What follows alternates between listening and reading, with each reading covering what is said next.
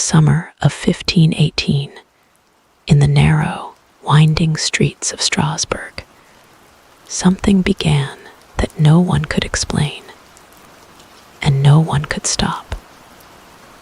The city itself was not unusual for its time. It sat quietly along the Rhine River, part of the vast and fragmented lands of the Holy Roman Empire. Wooden houses leaned toward each other as if whispering secrets. Market stalls filled the air with the smell of bread, meat, and sweat. Life was hard, but familiar. People woke with the sun, worked until exhaustion, and prayed for relief from hunger, disease, and fear. Because fear was everywhere. Famine had visited the region not long before. Crops had failed. Bread was scarce. Illness spread quickly in crowded streets. Many believed that unseen forces controlled their fate: God, saints, or perhaps something darker.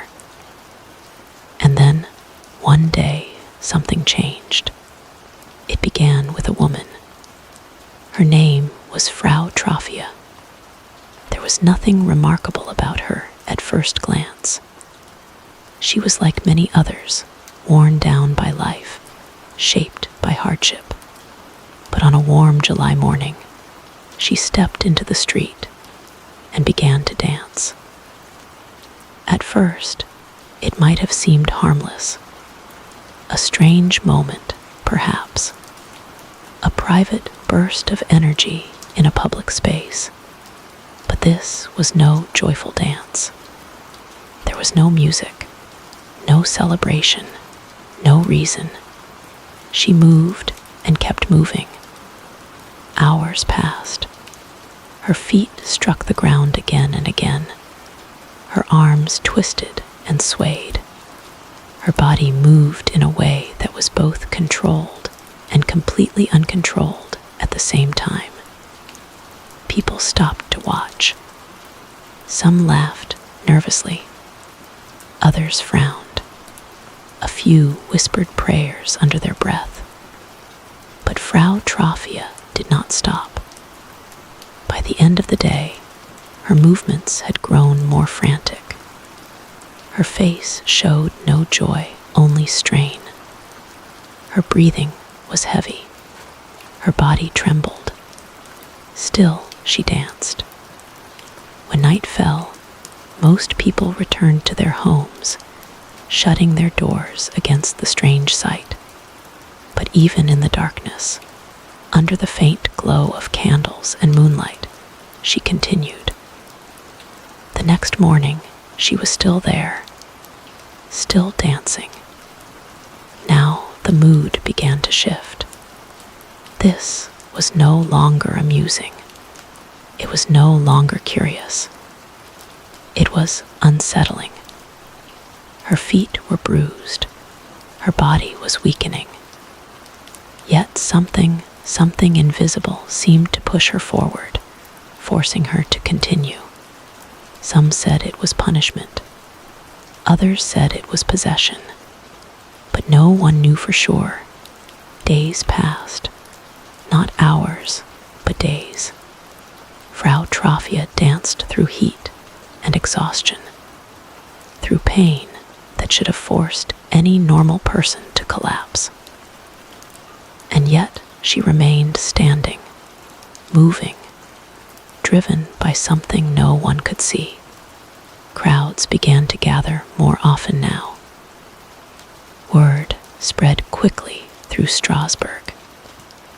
People came from different parts of the city just to witness the woman who could not stop dancing. And then it happened again.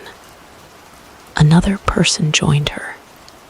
No warning, no explanation, just another body stepping into the invisible rhythm. Then another, and another. Within a week, dozens of people were dancing in the streets. Men, women, even some children. They danced together, yet not together, each one trapped in their own private storm, moving endlessly as if pulled by strings no one else could see. The sound of their feet filled the streets, constant, relentless, unnatural. The city began to feel different, heavier, tenser, as if something had settled over it, something unseen. The authorities were called. Local leaders, physicians, and priests all tried to make sense of what was happening. But the more they watched, the less it made sense. These were not performers. They were suffering. Some cried as they danced. Others screamed, their faces twisted in pain. Their bodies shook with exhaustion. And still, they could not stop. Doctors examined them, searching for signs of illness. But what they found only added to the mystery. There was no clear disease, no visible cause, no poison that could explain such behavior. Instead, they came to a conclusion that, even at the time, felt strange. They believed the dancers were suffering from something called overheated blood. And their solution: let them dance. Yes, let them continue. The idea was simple, in a way that now feels almost impossible to understand. If the body was compelled to move, then resisting it might make things worse. The only way to cure them was to let the sickness run its course. So instead of stopping the dancing, they encouraged it.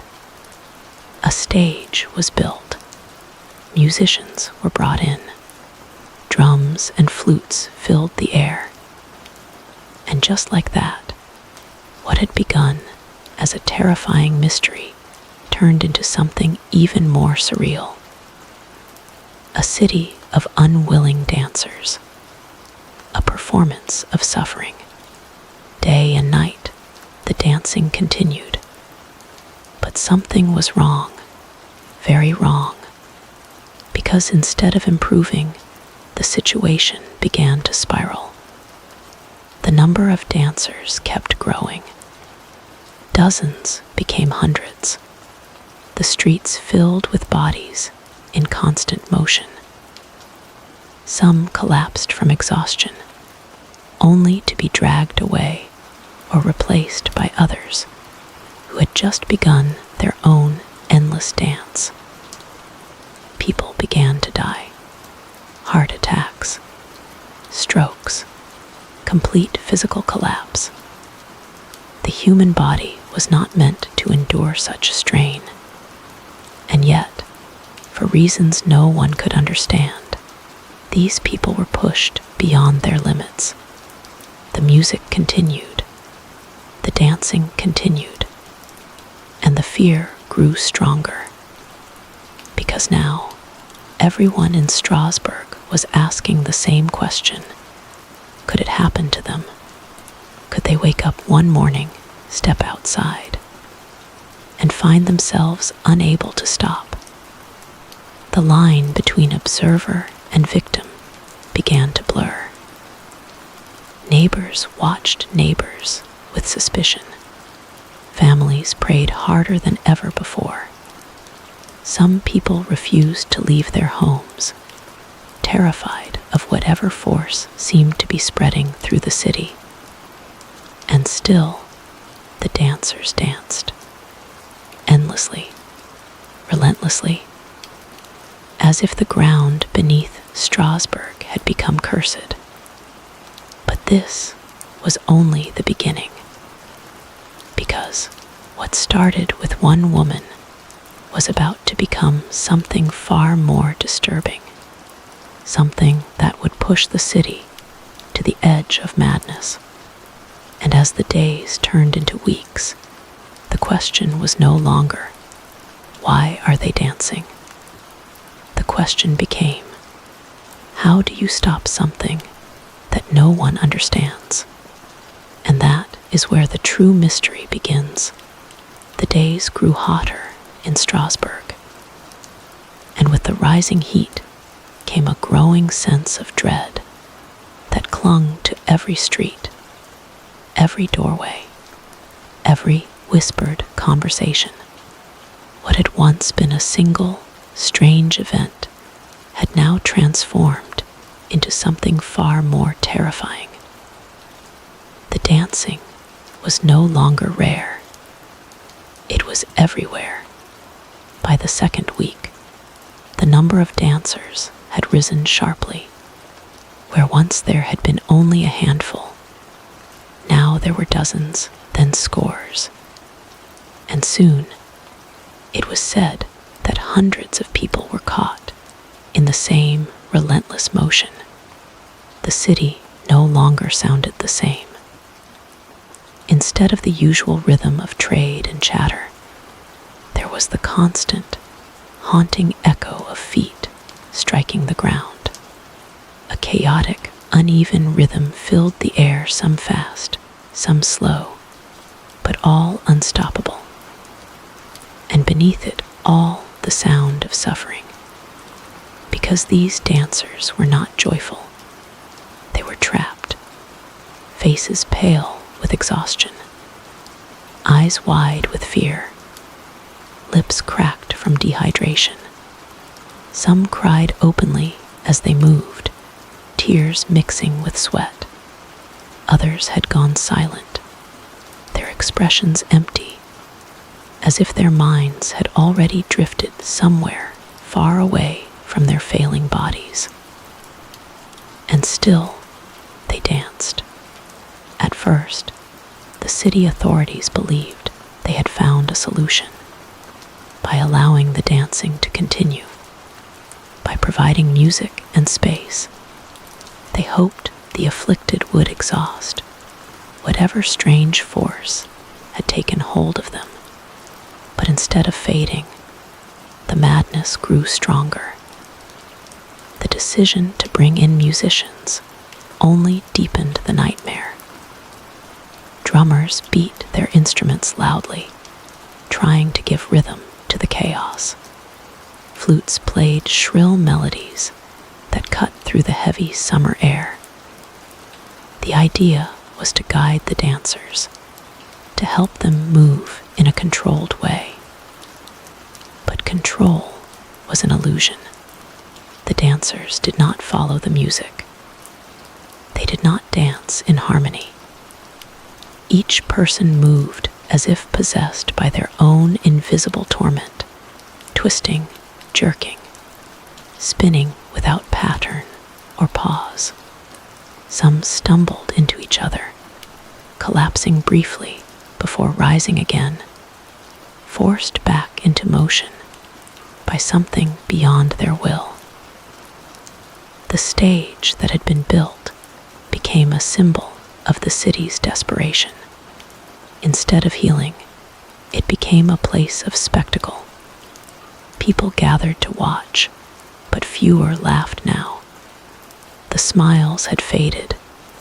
In their place was fear and something else.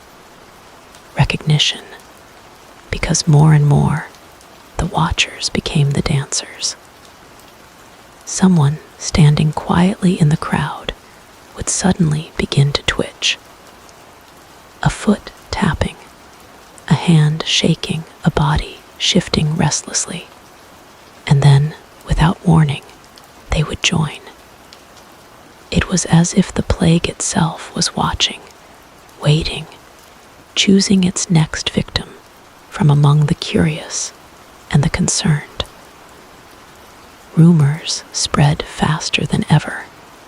Some said it was a curse sent by a saint. Many whispered the name of Saint Vitus, believed by some to punish sinners with uncontrollable dancing. Others spoke of darker forces, demons, possession, punishment for secret sins.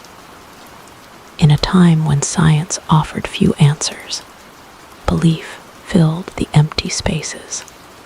Priests walked through the streets, holding crosses high, offering prayers to those who could no longer pray for themselves. They shouted above the noise, calling on God to lift this unseen burden. But the dancers did not stop. Even the strongest among them began to break. Witnesses described bodies collapsing suddenly, as if the strings holding them upright had been cut. Some would lie still for a moment, only to rise again, limbs trembling, and continue. Others were not so fortunate. They collapsed and never rose. The deaths were quiet at first. A single person here, another there. But as the days passed, the number grew. People died in the streets, in front of their neighbors, in front of their families. Hearts simply gave out. Bodies pushed beyond their limits could endure no more. And yet, even as death took some, the dancing continued for others. Relentless, unforgiving. The city council grew desperate. Their first solution had failed. Their understanding had proven dangerously wrong. Now, they needed another answer. They turned again to the physicians, men trained in the limited knowledge of the time. But these men were as confused as anyone else. There was no clear cause, no wound, no infection that could be seen or touched. The idea of overheated blood still lingered, but it no longer explained the growing horror. And so, slowly, reluctantly, another idea began to take hold. Perhaps this was not a physical illness. Perhaps it was something spiritual, something divine, or something cursed. And if that was true, then medicine alone would never stop it. The focus began to shift. The music, once believed to help, was now questioned. Some argued it only fueled the madness, feeding the dancers rather than calming them. The stage, once a place of supposed healing, now looked like a trap. A place where suffering was amplified, not eased. But even as doubts grew, the damage had already been done. The dancing had spread too far. Entire families were affected. Streets that once held normal life were now filled with exhausted bodies, moving in endless loops of pain. And the fear had become something almost alive. People began to avoid eye contact, as if looking too closely at a dancer might invite the same fate. Mothers pulled their children indoors. Doors were shut tightly. Windows were covered. But nothing could truly keep the terror out, because it was already inside the city, inside the people, and perhaps inside their minds. There were stories, quiet, whispered stories of people who tried to resist. Those who felt the first signs, a twitch, a sudden urge to move, a strange energy building in their limbs. Some fought it. They held onto walls. They sat on their hands. They begged others to restrain them. But resistance only delayed the inevitable. Sooner or later, they joined the dance. And as this strange, unstoppable force continued to spread, a darker realization began to settle over Strasbourg.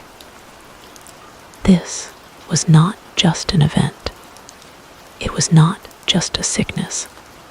It was something far more terrifying, because no one knew where it came from. And more importantly, no one knew how far it could go. The leaders of the city knew they had to act again.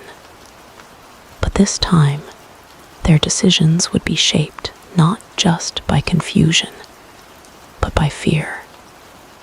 A different kind of fear. The kind that forces people to turn toward faith, toward rituals, toward anything that offers even the smallest hope of control. And so, a new plan began to form, one that would take the dancers away from the city and into something even more uncertain. Because if the streets of Strasbourg had become a prison of movement, then perhaps the answer lay somewhere beyond them. But what waited outside the city walls was not relief. It was something else entirely. By the third week, Strasbourg no longer felt like a city. It felt like a place under a spell. The streets, once full of merchants and daily life, had transformed into corridors of movement and suffering. Everywhere you looked, bodies twisted and staggered in unnatural rhythms. The sound of footsteps, uneven, desperate, endless, echoed between the timbered houses like a warning that never stopped repeating. And yet, something had changed. The leaders of the city, shaken by the rising deaths and the failure of their earlier decisions, began to turn away from the idea that this was simply a physical illness. The theory of overheated blood now seemed weak, almost foolish, in the face of what they were witnessing.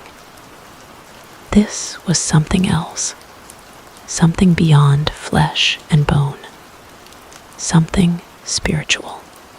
And so they turned to faith, in a time when the line between the physical world and the unseen was thin. It was natural for people to believe that what they were witnessing came from a higher power, or a darker one. The name that began to spread more loudly now was Saint Vitus. For many, he was no longer just a saint. He was the answer, or perhaps the cause. Stories had existed for generations. Stories of people cursed by Saint Vitus, forced to dance as punishment for sins they had committed or prayers they had neglected. It was said that once his anger was stirred, only devotion and repentance could bring relief. And so, the idea took hold quickly. If the dancers were cursed, then they needed to be taken to the saint. The city council, desperate for any solution, agreed to a plan that would have seemed unthinkable just weeks earlier. The dancers would be removed from Strasbourg. They would be taken on a pilgrimage, far from the crowded streets, far from the spreading panic, to a place believed to hold the power to end the curse. That place was a shrine dedicated to Saint Vitus, located in the mountains, not far from the region of Saverne. It was not an easy journey. The dancers were already weak. Many could barely stand without trembling, yet they were expected to travel. Some were placed onto carts, their bodies still twitching and jerking, even as they were carried. Others walked, or rather, staggered forward, still caught in their endless motion. Imagine the sight. A procession unlike any other, not one of celebration or prayer, but of exhaustion and desperation. Dozens of people, moving not by choice, but by force of something unseen, being led away from their homes as if they were part of some strange ritual. The roads out of Strasbourg were filled with dust and heat. The sun pressed down heavily on everyone, dancers and caretakers alike. And still, even during the journey, the dancing did not stop. It continued in fragments. A foot tapping against the wooden floor of a cart. A body swaying uncontrollably as others tried to hold it still, hands gripping tightly onto anything they could, as if trying to anchor themselves to reality. Those who guided them did so with a mix of hope and fear. Hope that this would finally end, fear that it might not. Back in the city, those who remained watched the procession leave with silent prayers. Some believed this was the turning point. Others felt something colder, a quiet doubt that this would not be enough, because deep down a question lingered. If this was truly a curse, why had it begun? And why here? As the dancers were taken toward the shrine, preparations were made for their arrival.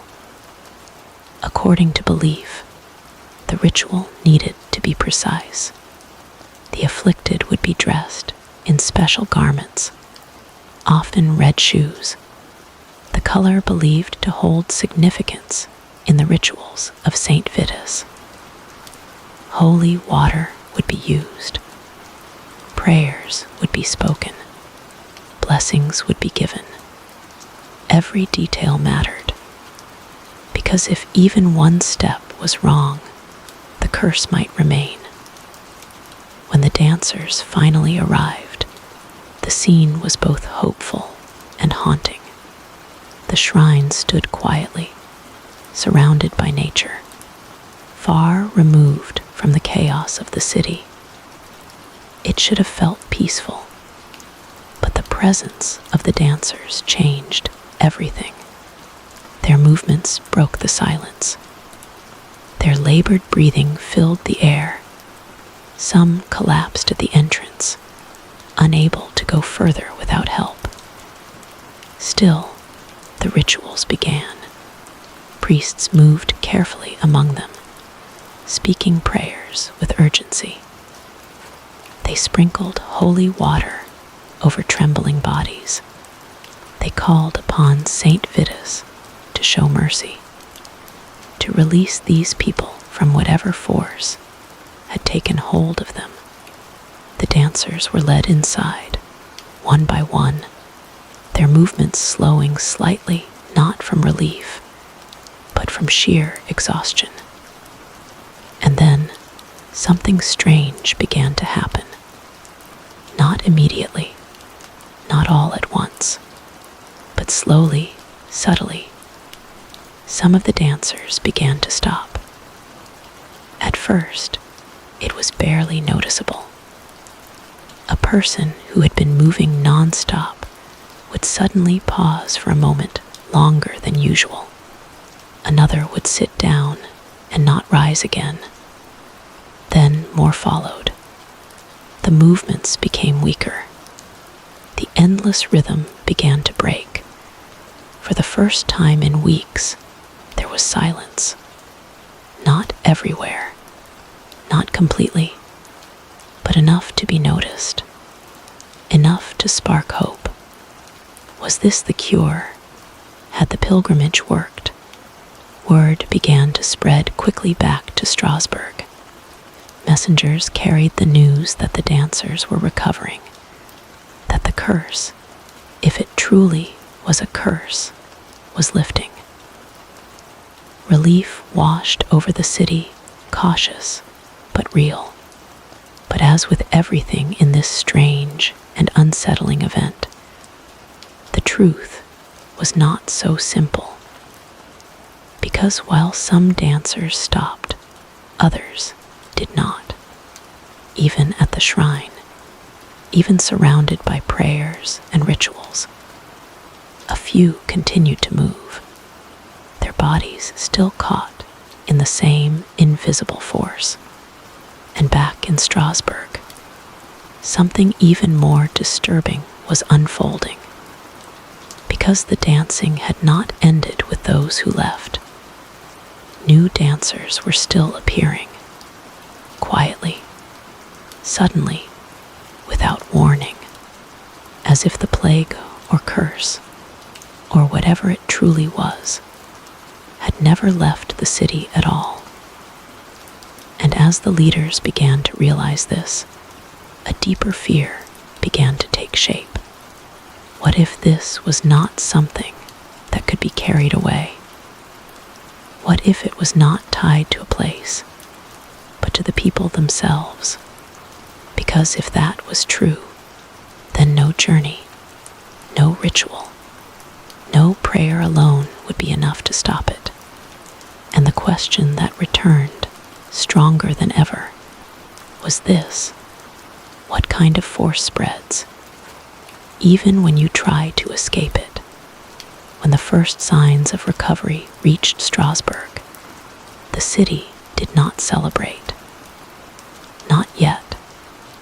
The news came slowly, carried by tired messengers and cautious whispers.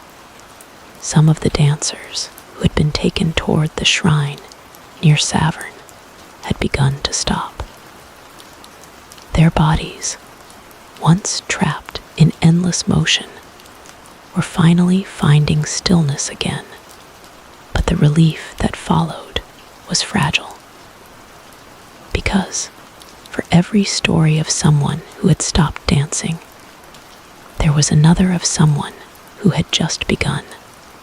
Back in the city, life had not returned to normal. The streets were quieter now, not because the fear had passed, but because it had changed shape. People stayed indoors longer. Doors remained closed. Conversations were hushed, as if speaking too loudly might draw attention from whatever force had taken hold of their neighbors. And still, it continued. A man carrying water through a narrow alley suddenly dropped his bucket, his hands trembling. At first, it seemed like fatigue, but then his foot began to tap. Once, twice, faster. His body stiffened, then jerked forward. Within moments, he too was dancing. In another part of the city, a young woman helping her family prepare food began to sway slightly. Her mother noticed, asked if she was feeling well. The girl tried to answer, but her words came out uneven, broken by sudden movements. And then she joined the others. It was as if the city itself was breathing the madness. No one knew who would be next. This uncertainty created a new kind of terror. Not loud, not chaotic like the dancing, but quiet, creeping, and constant. People began to watch each other differently. A small movement, a sudden shift in posture, even a simple stretch could cause alarm. Friends stepped back from friends. Families grew cautious around one another. Trust began to weaken, because the line between normal and afflicted had become almost invisible. The city leaders, already shaken by the failure of their earlier decisions, now found themselves trapped between between two worlds of belief. On one side was faith, the idea that this was a curse, perhaps linked to Saint Vitus, something that required prayer, repentance, and ritual. On the other side was reason limited, fragile, but still present, the belief that there had to be some natural explanation, something rooted in the body or the mind. But neither side had clear answers, and time was running out. The deaths, though no longer rising as sharply as before, had left a mark on the city. Every loss was a reminder that this was not just a strange event, it was deadly. And so, slowly, the authorities began to change their approach again. The music was silenced. The stages were dismantled. Where once they had encouraged dancing, now they sought to suppress it. Dancers were no longer gathered together in open spaces. Instead, efforts were made to isolate them, to keep them away from others, as if distance alone might stop whatever was spreading.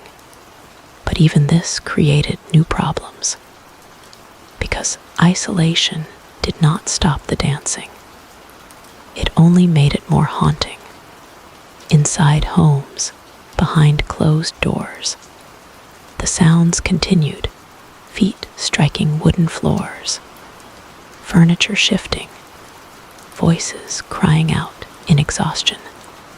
Neighbors could hear it through the walls, a constant reminder that the plague had not truly gone. And those who cared for the afflicted faced an unbearable challenge. How do you help someone who cannot stop moving? How do you feed them, give them water, allow them to rest when their bodies refuse stillness? Some were tied gently to prevent injury. Others were held by family members who took turns trying to keep them from collapsing or hurting themselves. But the strength of the force, whatever it was, often proved too much. Even restrained, the dancers struggled, their muscles pushing against any attempt to hold them still. It was as if something inside them refused to be contained. Meanwhile, the stories from the shrine continued to spread. Some said the rituals had worked, that faith had brought relief. Others were less certain. They spoke of those who had not recovered, who continued to dance even after prayers and blessings. This division of belief only deepened the mystery. If it was a curse, why did it affect some and not others? If it was an illness, why did it not follow any known pattern? The city found itself caught in a loop of questions with no answers.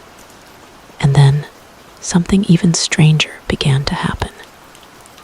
The pace of new cases started to slow. Not stop completely, but slow. Where once new dancers appeared every day, now there were fewer. The sudden outbreaks became less frequent. The invisible wave that had swept through the city seemed to be losing strength. At first, no one trusted it. People waited, watching carefully, expecting the worst. But as days passed, and the number of new dancers continued to decline, a quiet shift began. Hope returned, cautiously, carefully, like a fragile light in the darkness. Those who had recovered from the shrine began to return. They were weak, often unable to remember everything that had happened to them. Some spoke of feeling trapped inside their own bodies, aware but unable to control their movements. Others remembered nothing at all, only waking up days or weeks later, completely exhausted. Their stories added another layer to the mystery, because they all described the same thing in different ways: a loss of control, a feeling of being pushed, as if something else had taken over, even if only for a time. And as more people recovered, the city slowly began to breathe again. The markets reopened, though with caution. Conversations returned, though quieter than before. Life, in its fragile way, tried to rebuild itself, but the shadow of what had happened remained, because no one could explain it, not fully, not clearly. And the fear that lingered was not just about the past, but about the future. Could it happen again? Could the dancing return? There were no answers, only silence where answers should have been. And in that silence, a new kind of question began to form. Not just what happened, but why. Why did it begin with one woman? Why did it spread the way it did? Why did it stop, almost as suddenly as it started? Because somewhere within those questions lay the truth, a truth that would not be found in the streets alone, but in the deeper struggles of the people themselves. And to understand that truth, we have to look beyond the dancing, beyond the fear, into the lives, the beliefs, and the hidden pressures that shaped the world of 1518. Because sometimes the most mysterious events are not caused by something supernatural at all. Sometimes they come from something much closer, something human. To understand what truly happened in the summer of 1518, we have to step away from the frantic movement, away from the haunting image of bodies dancing without rest, and look deeper into the world those people lived in, because Strasbourg was not just a city where something strange occurred. It was a city already under pressure, long before Frau Trafia stepped into the street and began her endless dance. The people of Strasbourg were struggling in ways that are difficult to fully imagine today. Life in the early 1500s was uncertain. Every year brought new fears, failed harvests, sudden illness, rising prices, and the constant threat of death from causes no one could control. Just a few years before the dancing began, the region had suffered through periods of famine. Crops had been damaged by harsh weather. Food supplies had become unreliable. Bread, the most basic necessity, was not always guaranteed. Hunger changes people. It weakens the body, but it also weakens the mind. When people live day after day not knowing if they will have enough to eat, their thoughts become heavy. Their emotions become fragile. Fear becomes constant, like a shadow that never leaves. And hunger was only part of the story. Disease was another. In a time before modern medicine, even a simple illness could become deadly. Fevers, infections, unknown conditions. They moved silently through communities, taking lives quickly and without warning. was no clear understanding of how these diseases spread, no reliable treatments, only prayers, herbs, and hope. And often hope was not enough. But perhaps the most powerful force shaping the lives of the people in Strasbourg was not physical at all. It was belief. Religion was not just a part of life, it was the center of it. Every event, every hardship, every moment of joy or pain was understood through a spiritual lens. If something good happened, it was a blessing. If something bad happened, it was a punishment. And in a world filled with hardship, the idea of punishment was never far away. People believed that their actions, both known and hidden, could bring consequences not just to themselves, but to their entire community. A single sin left unconfessed might anger God or saints like Saint Vitus. This created a constant tension, a quiet internal pressure. Were they good enough? Had they done something wrong? Was their suffering deserved? Now imagine living in such a world, already weakened by hunger, surrounded by illness, guided by fear of divine punishment. Then imagine witnessing something like the dancing plague. A woman moving uncontrollably in the street. Then another. Then dozens. Then hundreds. In that moment, the event is no longer just strange. It becomes meaningful. It becomes a sign. And once something is seen as a sign, it spreads in a different way. Not through the body alone, but through the mind. There is a concept that modern science understands much better today, something called mass hysteria, or more precisely, mass psychogenic illness. It is a condition where groups of people begin to share the same physical symptoms without a clear physical cause. The symptoms are real.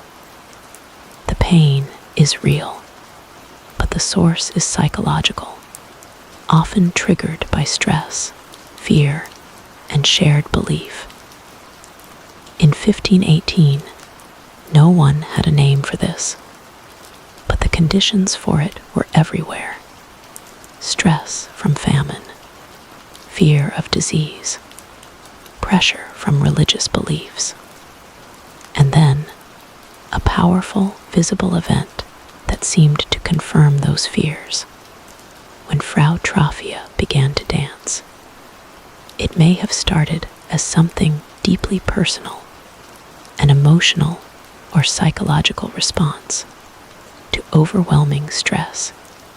But once others saw her, once they began to interpret her movements as a curse, a punishment, or a sign, something changed. The idea itself became contagious, not like a virus, but like a story that people believed so strongly that their bodies began to follow it.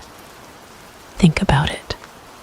If you truly believed that a curse could force you to dance, if you saw it happening to others, if you feared that you might be next, what would happen inside your mind?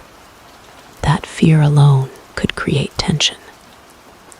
That tension could create physical reactions.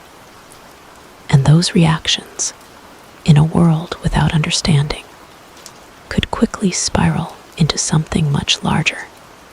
A single twitch becomes a warning. A moment of dizziness becomes a sign. And before long, the body responds, not by choice, but by belief. This does not mean the dancers were pretending. They were not. Their suffering was real. Their exhaustion was real. Their inability to stop was real. But the force behind it may not have been supernatural. It may have been something even more powerful in its own way. The human mind under extreme stress. And when many minds experience that stress together, something extraordinary can happen. Something collective. Something uncontrollable. This idea begins to explain certain patterns. Why the dancing spread through observation. Why it affected some people more than others. Why it eventually slowed down as the fear began to fade and the belief lost its intensity.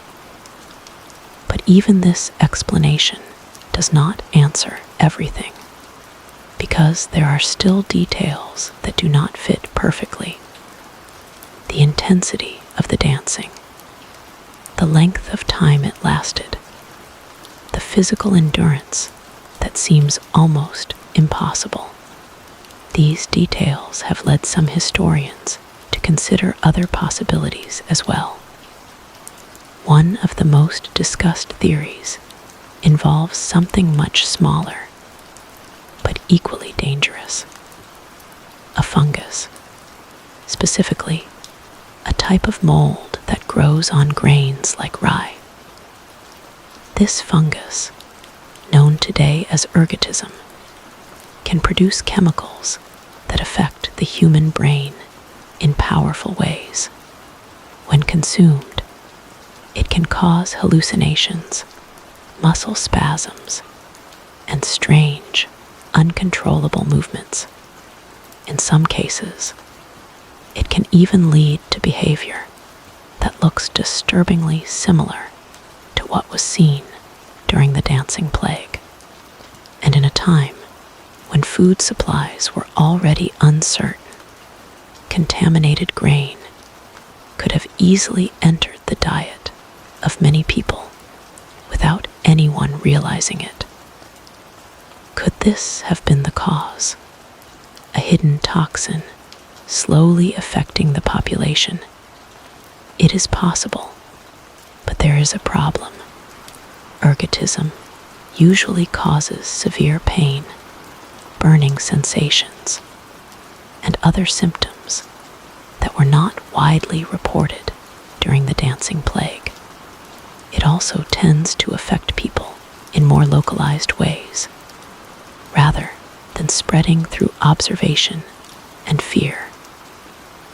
So while it may explain some aspects, it does not fully explain the event. And so the mystery remains. Was it the mind? Was it something physical? Or was it a combination of both? A perfect storm of stress, belief, and environment, coming together at just the right moment to create something that felt impossible. As the people of Strasbourg slowly returned to their lives, they did not have these theories. They did not have modern understanding. All they had were memories. Memories of movement they could not control. Memories of fear that spread like fire. Memories of a time when their own bodies became something unfamiliar. And those memories stayed with them long after the dancing stopped. But perhaps the most unsettling part of this story is not what happened in 1518. It is what it reveals. Because if something like this could happen once, under the right conditions, then the question is no longer just about the past. It becomes something much closer, something more personal, because it makes us wonder, could it happen again? As the weeks passed and the streets of Strasbourg slowly began to quiet, something unusual started to happen.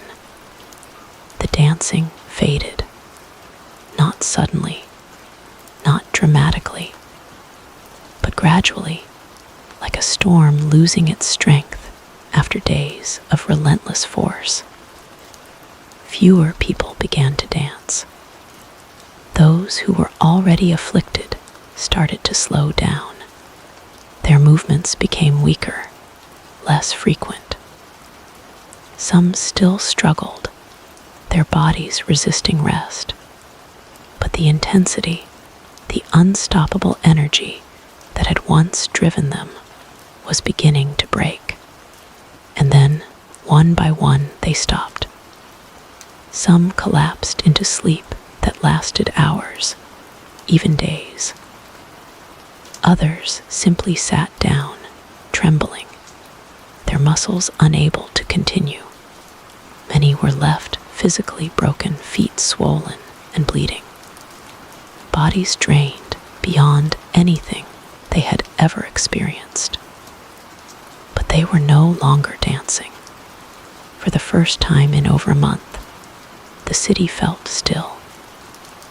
And that stillness was almost as unsettling as the chaos that came before it. Because no one truly understood why it had ended. There had been no clear cure, no single moment when everything changed. The pilgrimage to the shrine of Saint Vitus had seemed to help some, but not all.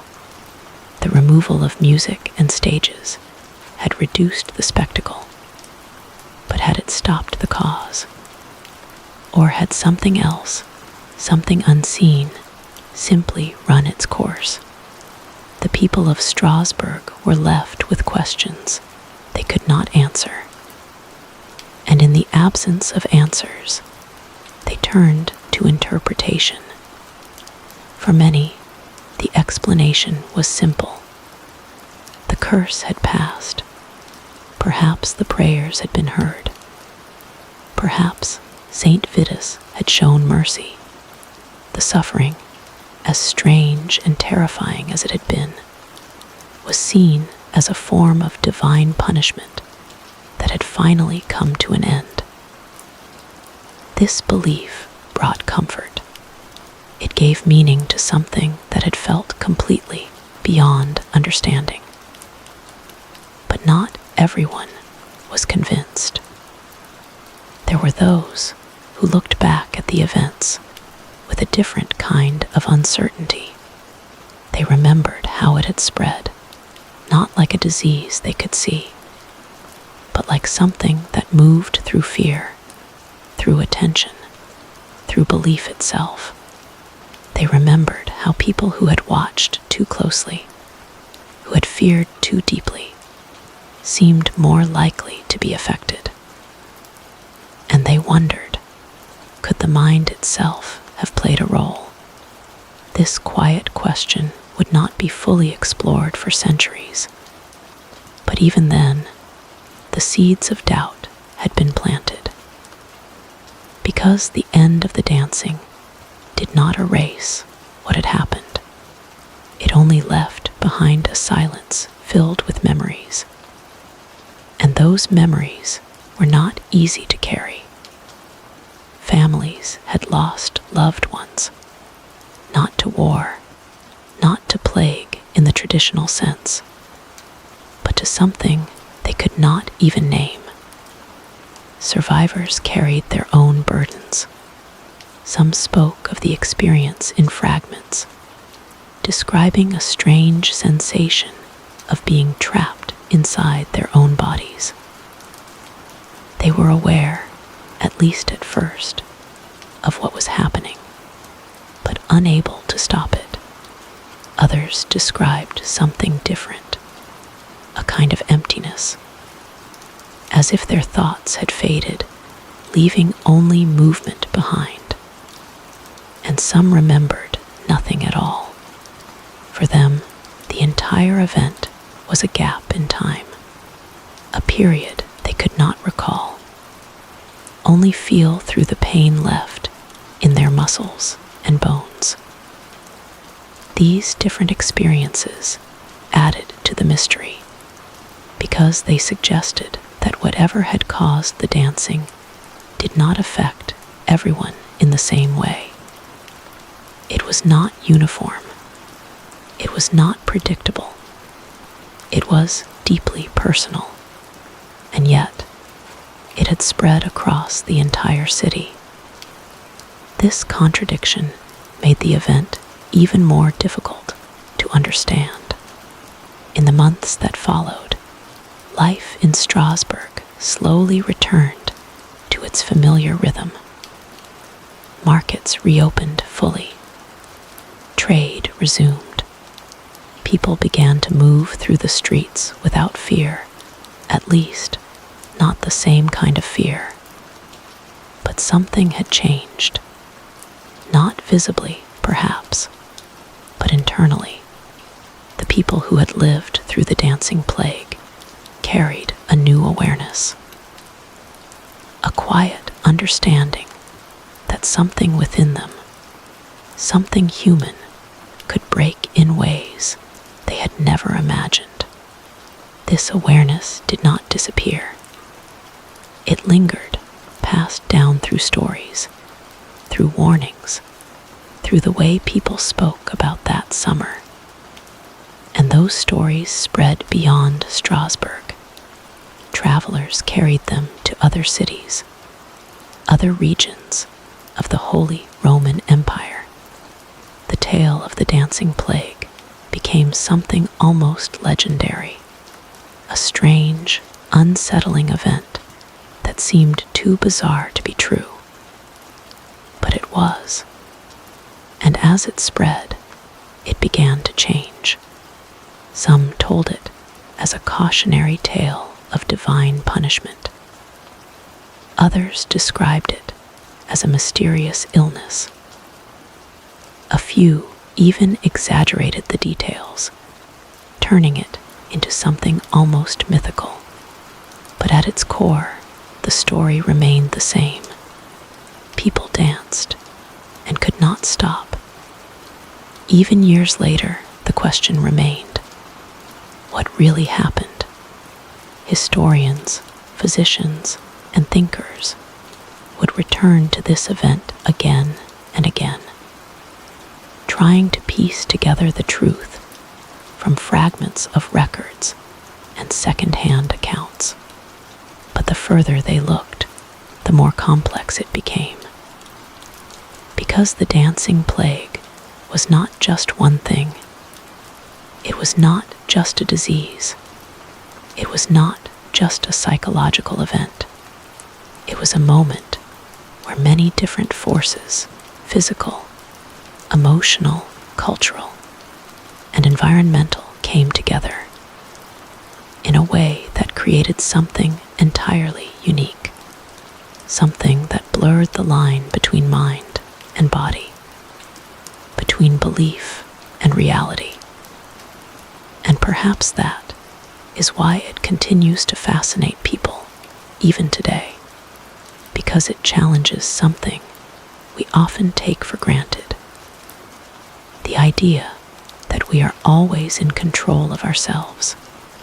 The people of Strasbourg learned, in the most difficult way possible, that control can slip away.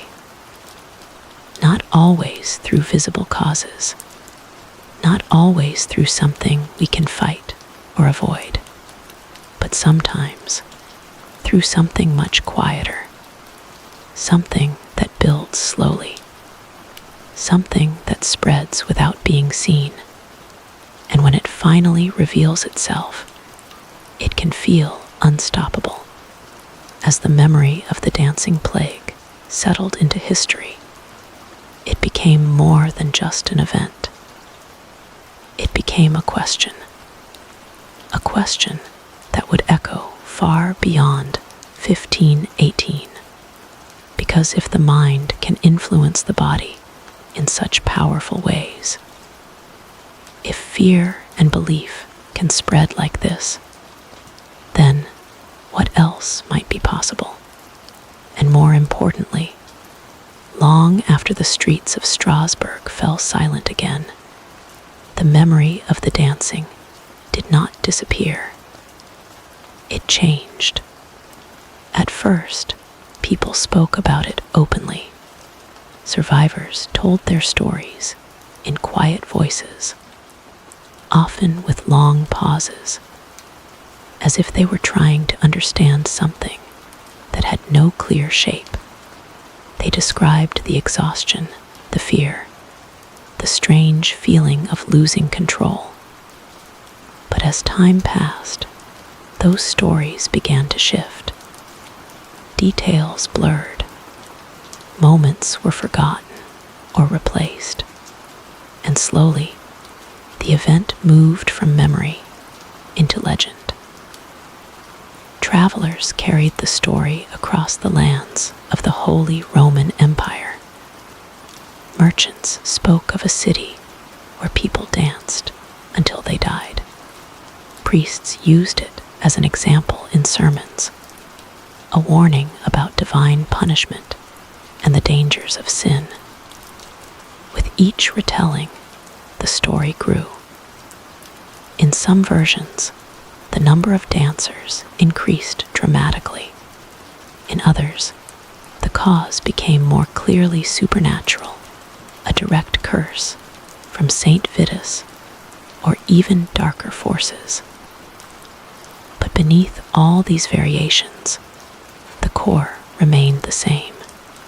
Something had happened in Strasbourg that no one could fully explain. And that uncertainty gave the story power.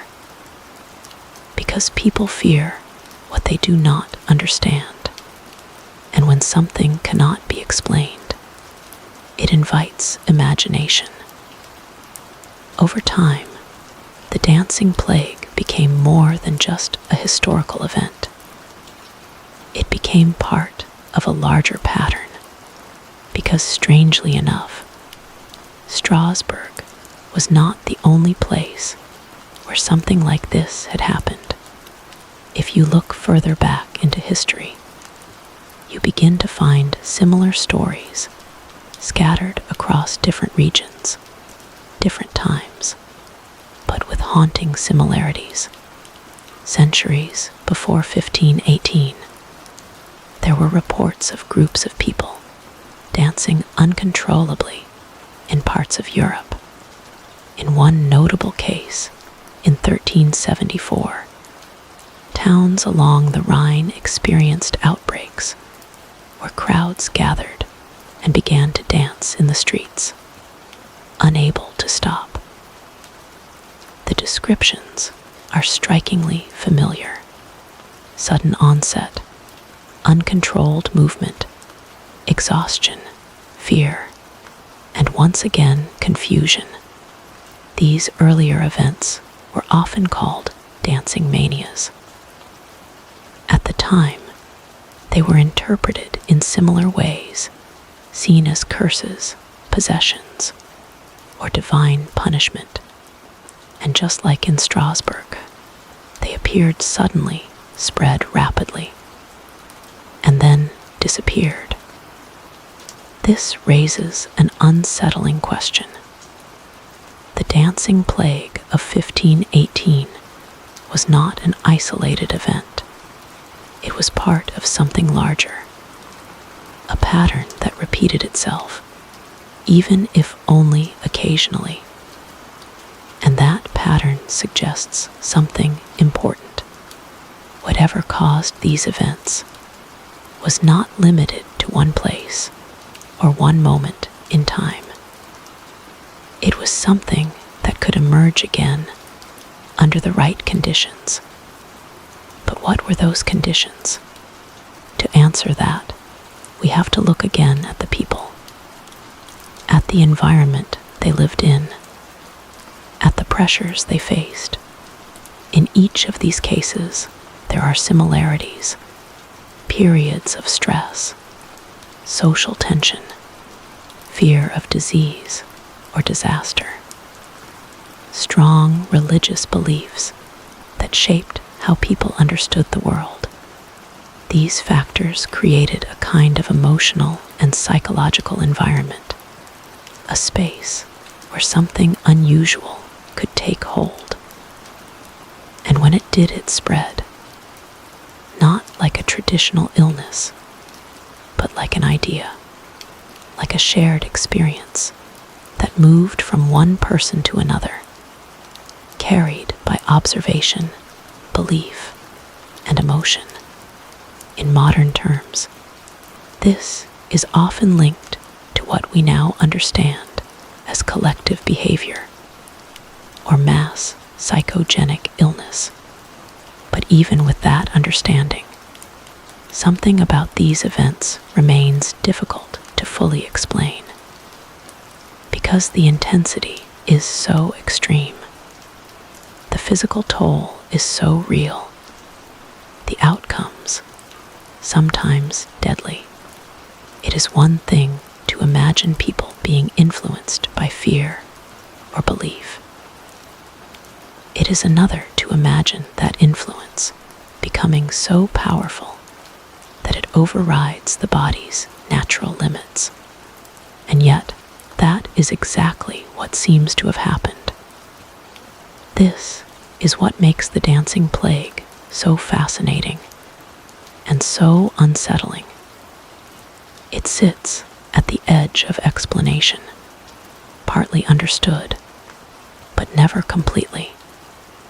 Even today, historians and scientists continue to debate its true cause. Some lean toward psychological explanations, pointing to the conditions of the time and the patterns of spread. Others still consider physical factors like toxins or environmental influences that may have played a role. And a few remain open to the possibility that we simply do not yet have all the answers, because history is not always clear. Records from the time are limited. Much of what we know comes from accounts that may have been incomplete or influenced by the beliefs of those who wrote them. This uncertainty leaves room for interpretation. And where there is interpretation, there is mystery. But perhaps the most important part of this story is not just what happened in the past. It is what it reveals about human nature. Because the dancing plague shows us something that is both simple and deeply complex. That human beings are not just physical. We are emotional. We are psychological. We are influenced by the world around us in ways we do not always recognize. And sometimes, those influences can become overwhelming. In extreme cases, they can take control, not in a supernatural sense, but in a way that feels just as powerful, just as real. The people of Strasbourg were not weak. They were not foolish. They were responding to a world filled with uncertainty, fear, and pressure. And in that environment, something extraordinary happened, something that turned their own bodies into instruments of something they could not control. And as strange as that may seem, it is also a reminder that under the right conditions, human behavior can change in ways we might never expect. That groups of people can move together, think together, react together, even without fully understanding why.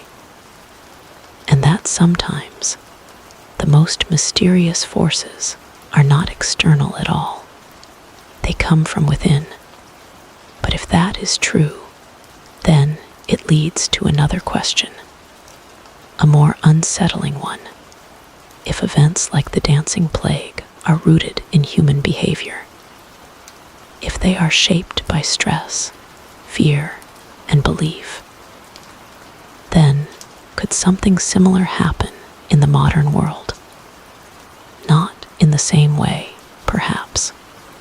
Not with dancing in the streets, but in other forms, other patterns, other behaviors that spread quietly and then suddenly become impossible to ignore, because history does not always repeat itself exactly, but it does echo. And those echoes are still being heard today. The story of the dancing in Strasbourg does not end in 1518. In many ways, that is only where it begins, because what happened in that city, what began with Frau Trafia stepping into the street and moving without control, left behind something much deeper than a strange historical event. It left behind a pattern, a question, a warning that would echo across centuries. At first, those echoes were faint. They appeared in small, scattered incidents, stories that seemed unrelated at first glance, yet carried a familiar feeling beneath the surface. Groups of people reacting in unusual ways, sudden outbreaks of shared behavior, moments where fear, belief, and the human mind seemed to combine into something difficult to explain. And as time moved forward, these moments did not disappear. They changed. They adapted to the world around them, because the world itself was changing. The Middle Ages slowly gave way to new eras. Knowledge began to grow. Science started to replace superstition in many areas of life. The understanding of the human body improved. The idea of illness became more structured, more defined. But the human mind remained just as complex as ever. And so, while people no longer believed as strongly in curses from saints like Saint Vitus, the conditions that had made events like the dancing plague possible did not vanish. Stress still existed. Fear still spread. Communities still reacted together in powerful, sometimes unpredictable ways.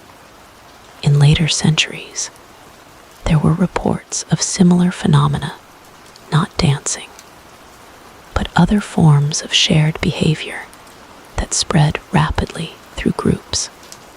Students in schools suddenly falling ill without clear cause.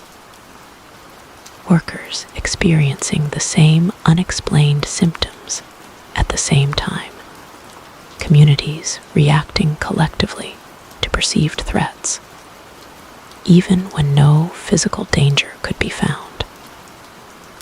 These events are now often studied under the idea of mass psychogenic illness, a modern term for something that people in 1518 could only describe as a curse. But even with modern language, the experience itself remains just as real. The symptoms are not imagined. The pain is not fake. The reactions are genuine. What changes is our understanding of why they happen. Today, we know that the human brain is incredibly powerful. It responds not only to physical signals, but also to emotional ones. Fear can trigger physical reactions. Stress can affect the body in measurable ways. And when large groups of people share the same environment, the same concerns, the same beliefs, those reactions can spread, not through contact, but through perception, through awareness, through the quiet influence of seeing, hearing, and feeling what others are experiencing. This is where the story of the dancing plague becomes more than just history.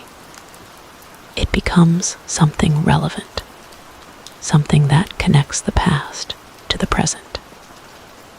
Because even though we no longer see people dancing uncontrollably in the streets, we still see patterns of behavior spreading through groups. We still see moments where fear grows faster than facts, where reactions become amplified simply because they are shared. And in a world that is now more connected than ever, these patterns can move even faster. In 1518, the spread was limited to a city. People had to see the dancers in person. They had to witness it with their own eyes. But today, information travels instantly. Images, videos, stories, they move across the world in seconds. And with them, emotions move too. Fear, anxiety, curiosity, excitement. All of these can spread from one person to another, from one place to another, without any physical connection at all.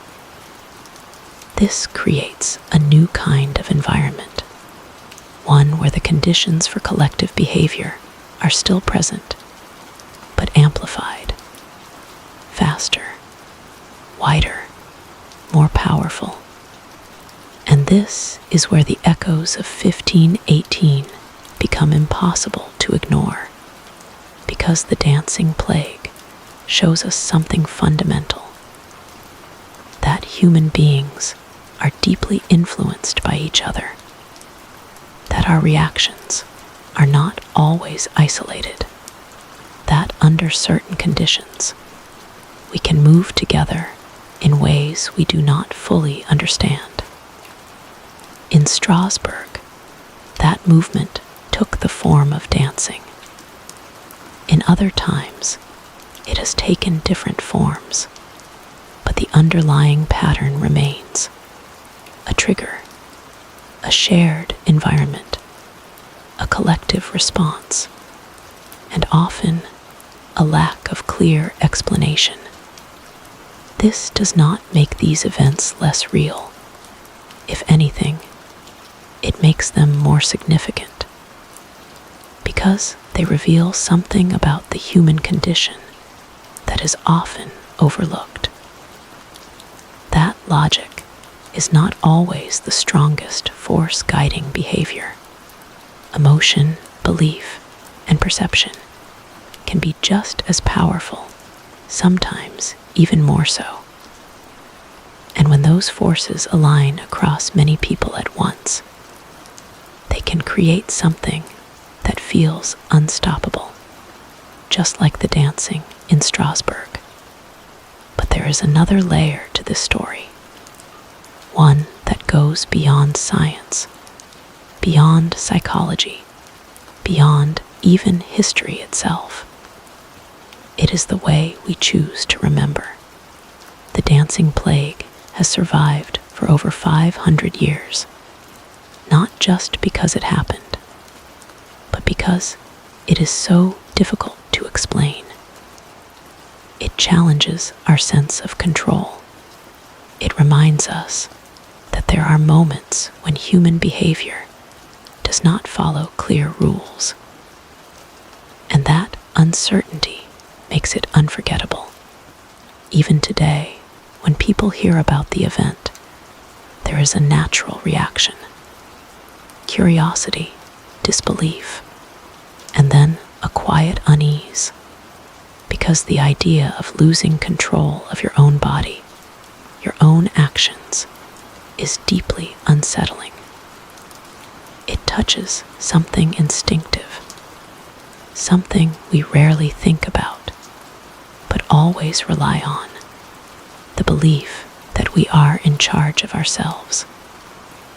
The people of Strasbourg lost that certainty, even if only for a short time. And in doing so, they revealed something important. That control is not absolute, that it can be influenced, shaped, even taken away under certain conditions.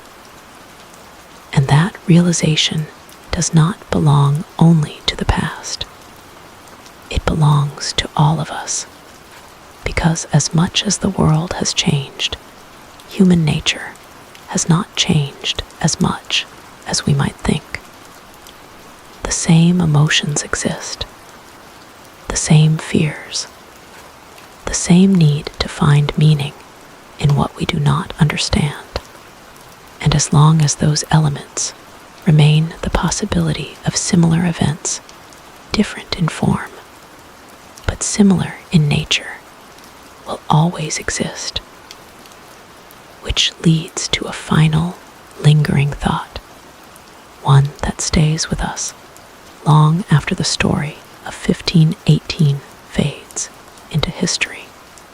If something like the dancing plague were to begin today, in a modern city, in a world connected by technology, shaped by information, and driven by shared experiences, how would it spread? And more importantly, would we even recognize it for what it is? By the time the story of the dancing plague reached later generations, it no longer belonged only to Strasbourg. It had become something larger, a symbol, a question that refused to settle into a single answer. Historians would return to it again and again, carefully studying the few records that survived. Old writings, council notes, medical observations, fragments of a moment in time that seemed almost impossible when viewed from a distance. Some accounts described the chaos in vivid detail. Others were brief, almost cautious, as if the writers themselves were unsure of what they had witnessed. But even with all these records, there were gaps, important ones. We do not know exactly how many people were affected. Some reports suggest dozens, others say hundreds. The number of deaths is also uncertain. Some claim only a few, while others speak of many more. This lack of certainty adds another layer to the mystery, because when history is incomplete, it leaves space for interpretation, and interpretation, over time, can transform reality into something that feels almost unreal. But even if we strip away exaggeration, even if we focus only on what seems most likely, the core of the event remains undeniable. People danced for days, for weeks, without control, and that alone is enough to make the story extraordinary. As modern researchers tried to understand this event, they approached it from different angles. Some focused on the physical. They revisited the idea of ergotism, the possibility that contaminated grain may have caused strange neurological symptoms. They examined climate records, harvest patterns, and agricultural conditions, trying to determine if the environment could have played a role. Others focused on the psychological. They looked at the social conditions of the time, the famine, the disease, the intense religious beliefs. and saw a clear pattern of stress and vulnerability. To them, the dancing plague was not just a medical mystery. It was a human one, a reaction to overwhelming pressure, a moment where the mind, pushed beyond its limits, expressed itself through the body. And then there were those who took a broader view. They considered the idea that no single explanation was enough, that the event may have been the result of multiple factors coming together at the same time. A population already weakened by hunger, a society shaped by fear and belief, a triggering event that captured attention and spread through observation, and perhaps even a physical influence, however small, that amplified the effect. This combination, the perfect storm, could explain why the dancing plague was so intense, so widespread, and yet so temporary. Because when those conditions faded, so did the phenomenon. But even as these theories developed, something about the dancing plague remained untouched by explanation. A feeling, an atmosphere, a sense of something deeply strange that cannot be fully captured by facts alone. Imagine standing in Strasbourg in 1518, not as a historian, looking back with knowledge and perspective, but as an ordinary person. You step outside your home. The air is heavy with heat. You hear it before you see it, the sound of feet, constant and uneven. You turn the corner, and there they are, dozens of people moving without rest, faces twisted with pain, bodies shaking with exhaustion, some crying, some silent, all trapped in the same endless motion. There is no clear reason, no explanation offered that truly makes sense. Only fear, only confusion, only the growing realization that this could happen to anyone. That is the experience that no record can fully describe. That is the part of the story that remains alive, even centuries later, because it is not just about what happened. It is about how it felt. And that feeling is what makes the dancing plague unforgettable. Over time, the story has inspired countless interpretations. It has appeared in books, documentaries, and discussions about human behavior. It has been used as an example in psychology, a case study in history, and even a source of inspiration in art and storytelling. But with each retelling, one challenge remains. How do you explain something that sits between categories? It is not purely physical, not purely psychological, not purely cultural. It is all of these things and something more, something that resists being placed neatly into a single box. And perhaps that is why it continues to captivate us, because it reminds us that not everything can be simplified, that some events exist at the edges of understanding, and that those edges are where the most interesting questions often lie. As we look back on the dancing plague from a modern perspective, it is easy to feel distant from it, to see it as something strange that happened in a different time, under very different conditions. But that distance can be misleading. Because while the details may be different, the underlying elements are not. Stress, fear, shared belief, collective reaction. These are not things of the past. They are part of the present. They are part of human nature.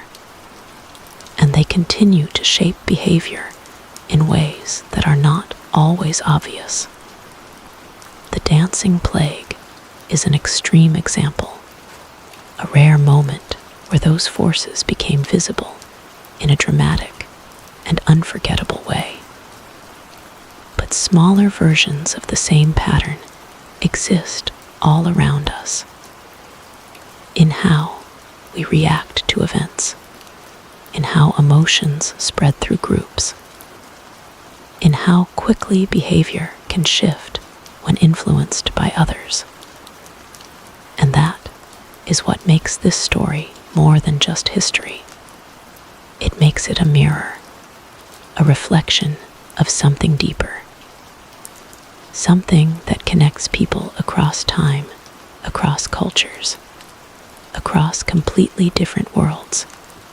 The people of Strasbourg may have lived in the 16th century, but in many ways, they were not so different from us. And as we move toward the final part of this story, one question remains, not about what happened, not even about why, but about meaning. What does the dancing plague tell us about ourselves? The story of the dancing plague does not end with an answer. It ends with a reflection. Because when we look back at what happened in Strasbourg in 1518, we are not just looking at a strange event frozen in time. We are looking at ourselves. At first, the story feels distant. A different world. A different kind of people. A time when belief in curses, saints, and unseen forces shaped everyday life. It is easy to think that could never happen now. But the deeper you go into the story, the harder that belief becomes to hold. Because the dancing plague is not just about dancing. It is about pressure. It is about fear. It is about the invisible forces that move through human communities, shaping behavior in ways we do not always notice. The people of Strasbourg lived in a world filled with uncertainty. Hunger, illness, and belief created an environment where stress was constant. Their understanding of the world was different, but their emotions were not.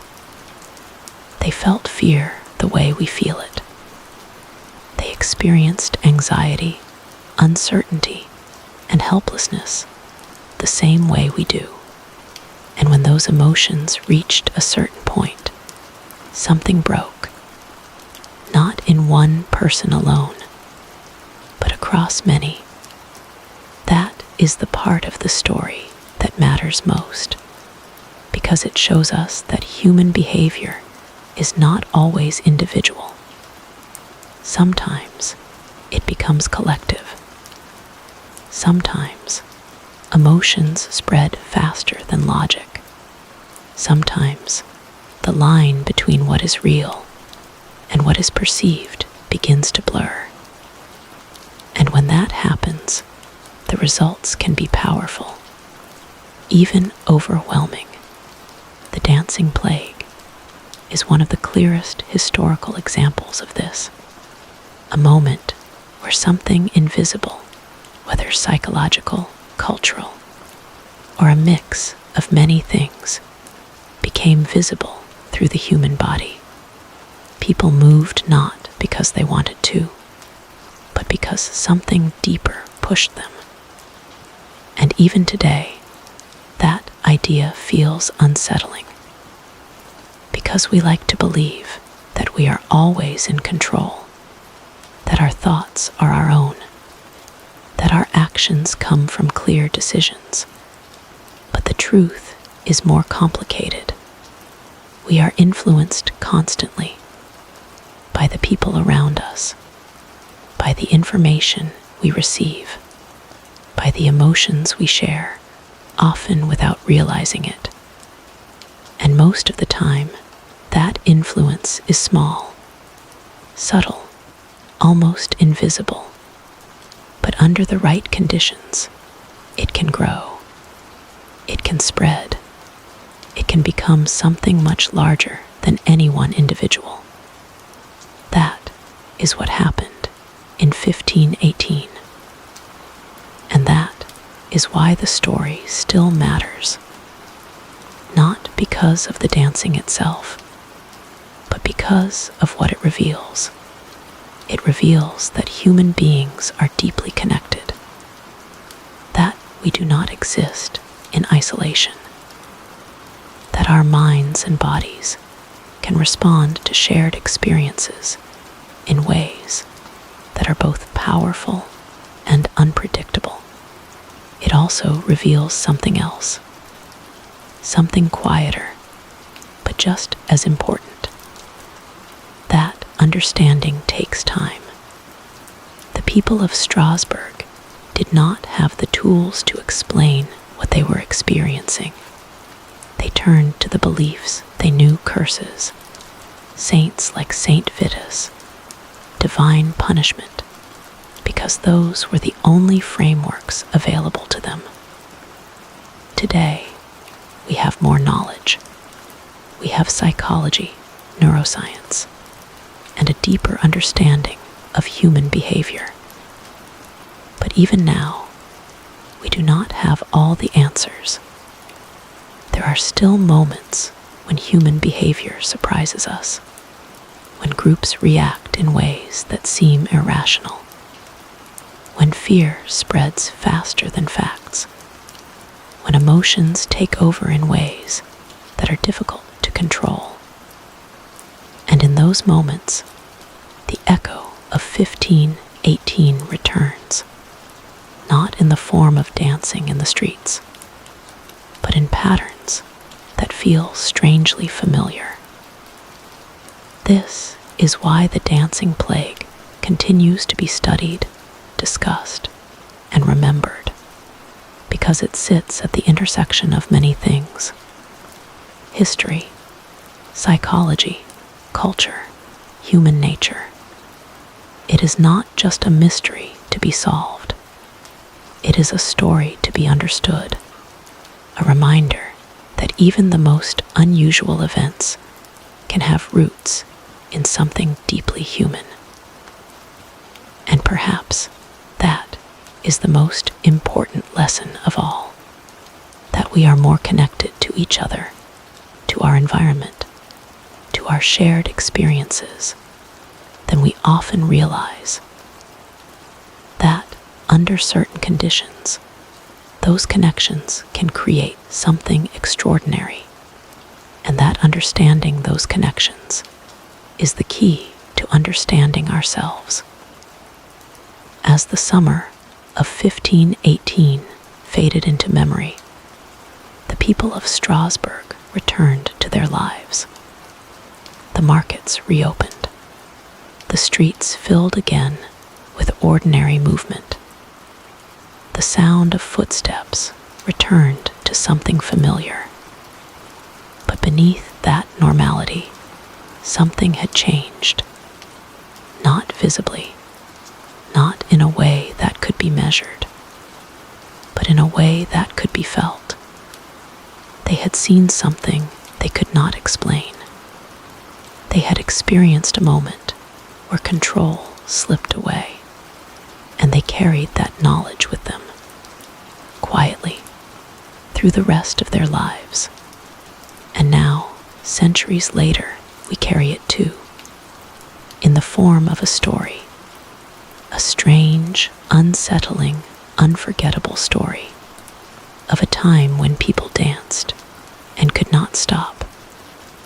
And as we close this chapter, one final thought remains, not about the past, but about the present, because the real mystery is not just what happened in 1518. The real mystery is this: in a world that is more connected, more complex, and more emotionally charged than ever before, what unseen forces are moving among us right now, quietly, slowly, waiting to be noticed, even as the streets of Strasbourg returned to a semblance of normality. The shadow of the dancing plague lingered in ways that were subtle, almost invisible.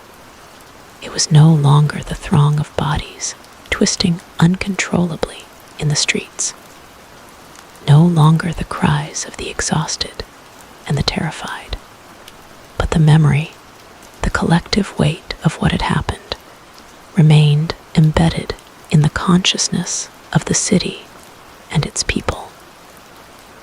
Families whispered about it in hushed tones. Mothers warned their children about the dangers of succumbing to unseen forces.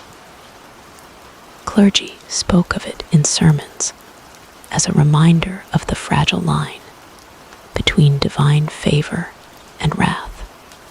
Scholars and healers studied it in quiet rooms, piecing together observations, recording symptoms, and noting peculiarities of behavior. Yet even with all their effort, there was a pervasive feeling that something essential was beyond capture, beyond understanding.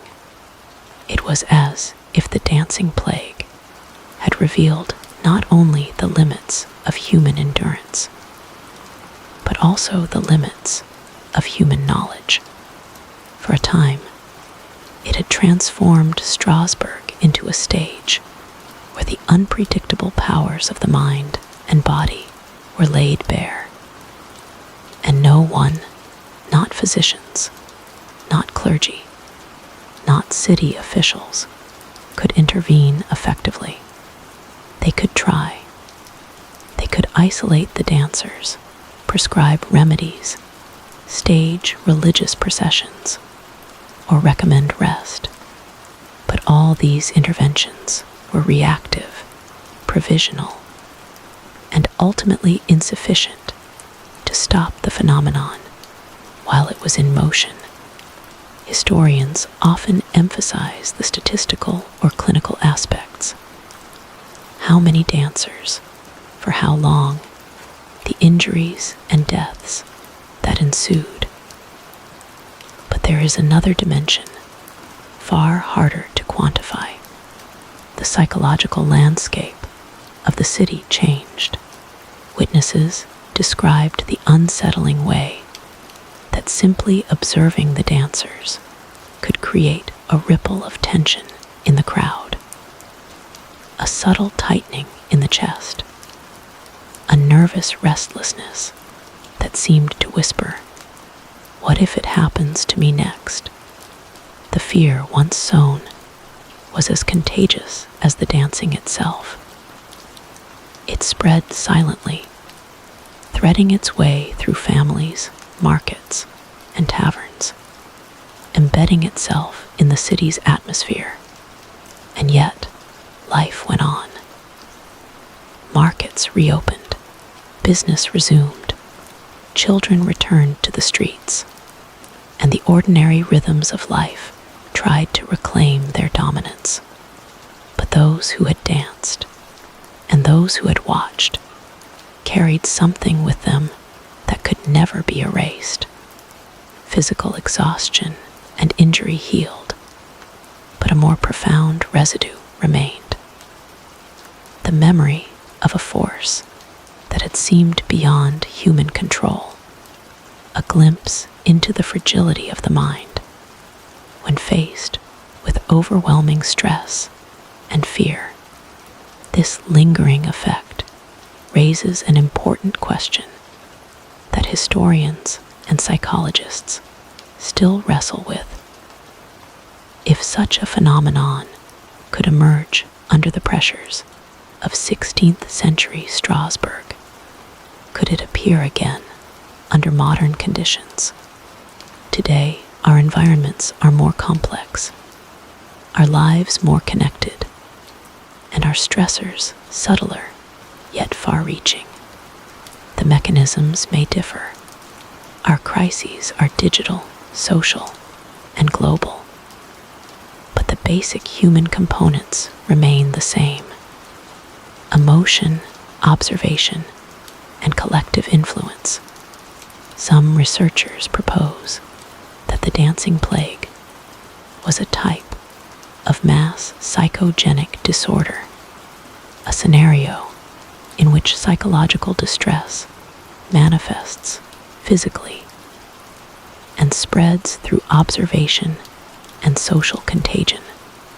Others suggest that environmental factors, such as toxins in rye flour or ergot poisoning, could have triggered neurological symptoms that intensified under social stress. Still others argue for a combination, a perfect storm of physiological, psychological, and social pressures, interacting in ways that were impossible to predict or control.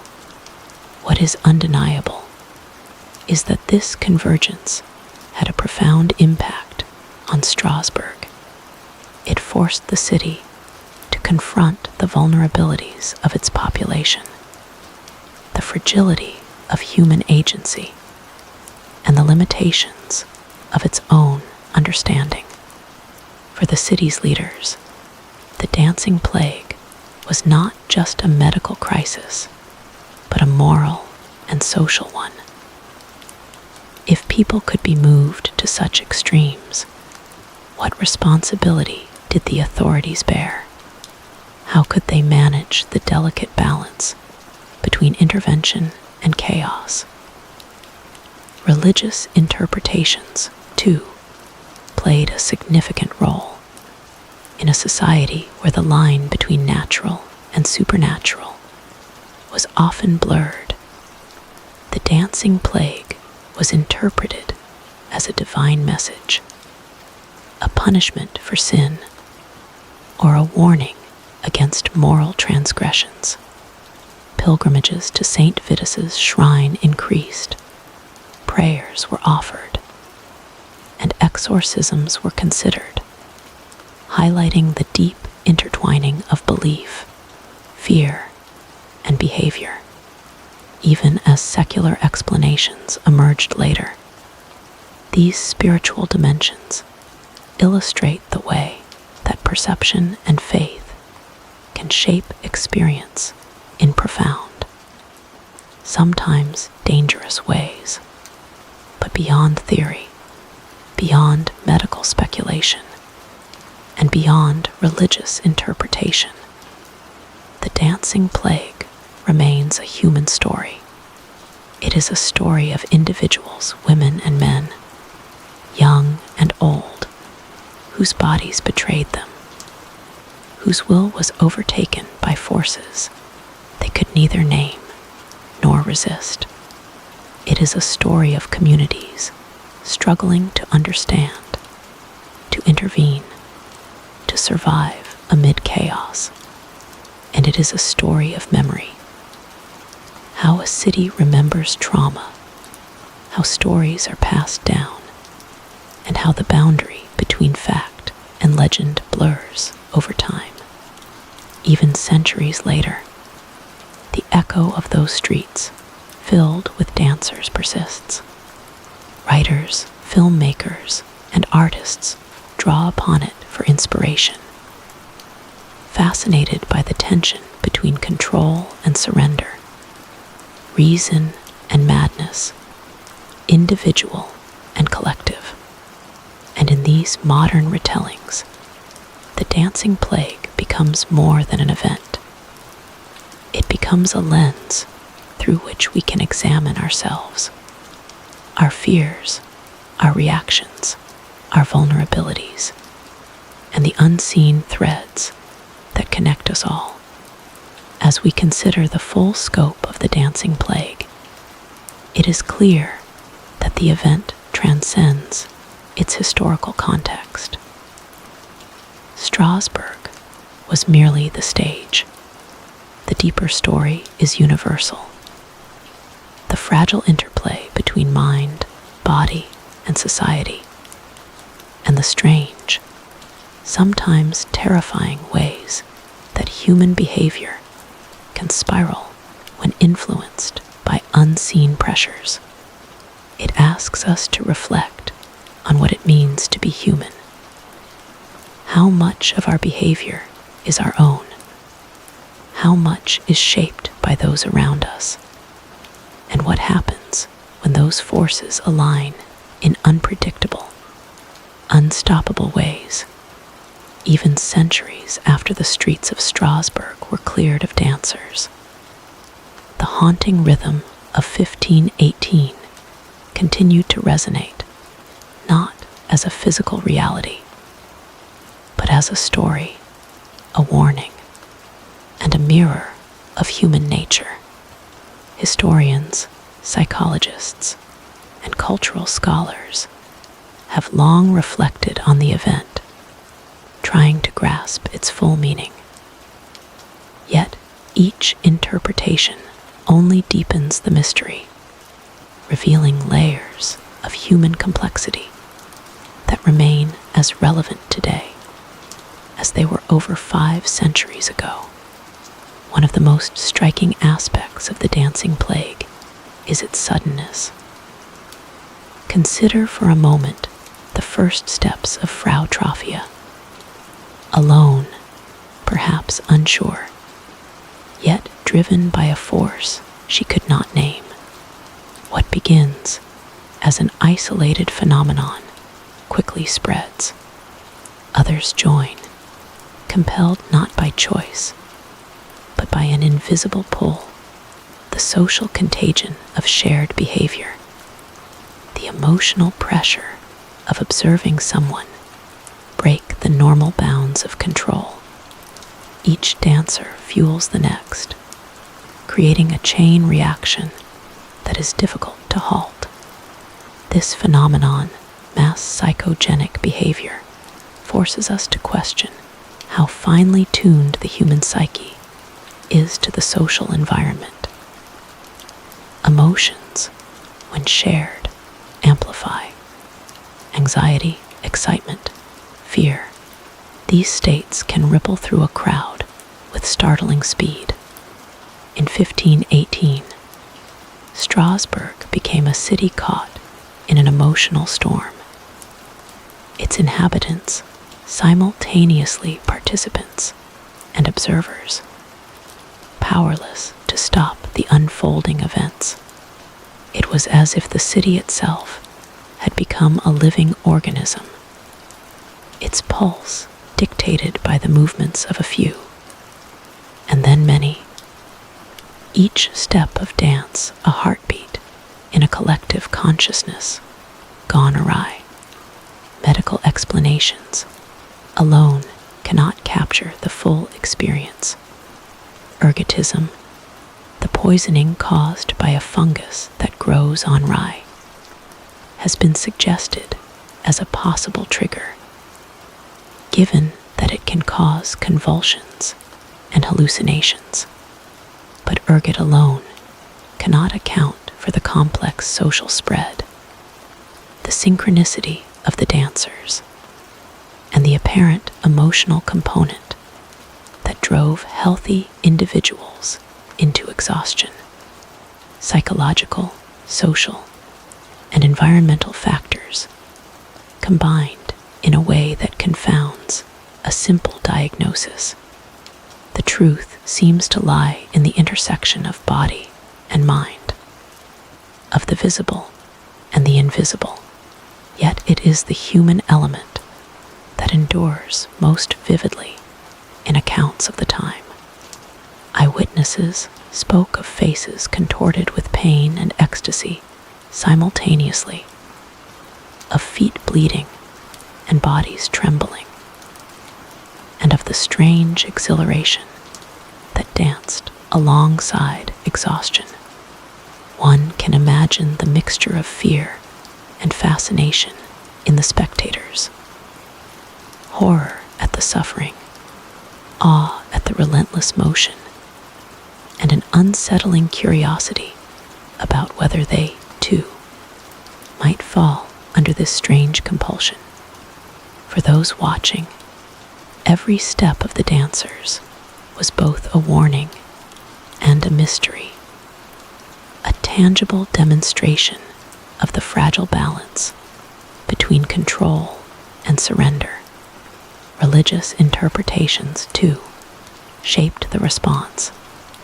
In a deeply spiritual society, events like the dancing plague were often seen as signs from God, punishments for sin, or consequences of failing to adhere to moral codes.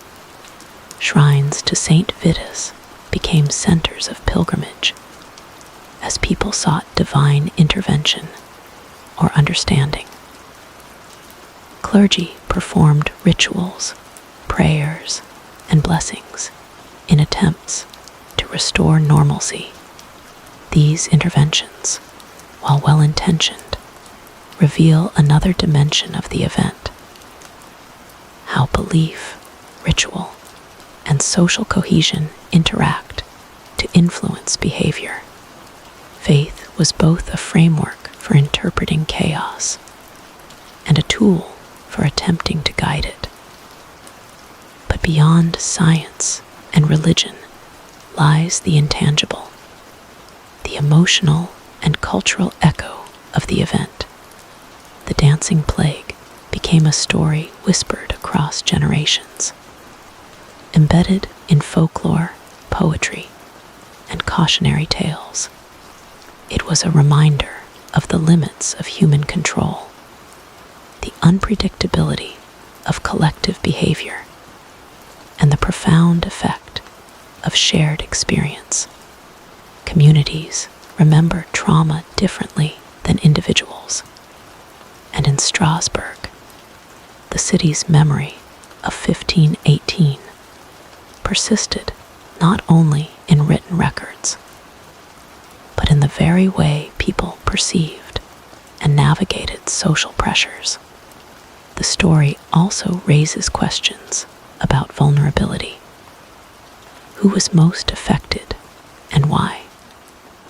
Many survivors were women, a detail that scholars have debated for centuries. Was it related to social roles, exposure, or perhaps a combination of cultural expectation and biological susceptibility?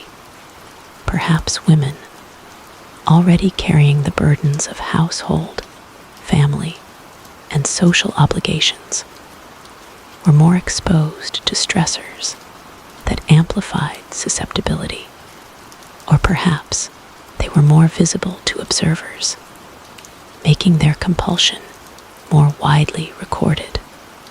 The answers remain elusive, reminding us that even in well-documented historical events, human complexity resists neat explanation. Furthermore, the dancing plague challenges our perception of time and causality. From the initial dancer to the mass outbreak, events escalated quickly, yet recovery was gradual.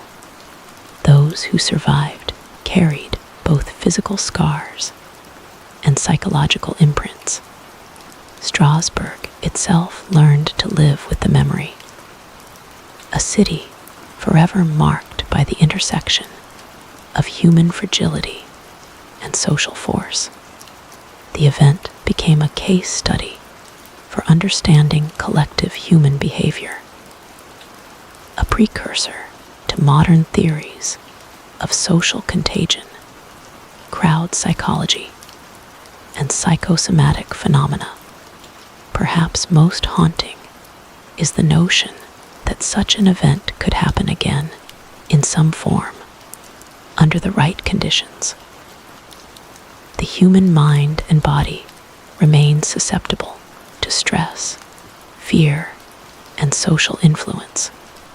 Modern crises, pandemics, viral misinformation, mass panic remind us that patterns of collective behavior continue, not always visible, but profoundly present. The dancing plague is a historical mirror, reflecting the same forces that shape communities today. Perception, emotion, and the irresistible pull of the collective. And as we continue to examine the layers of this phenomenon, we are left with a chilling yet captivating realization. History is not merely a series of dates and facts.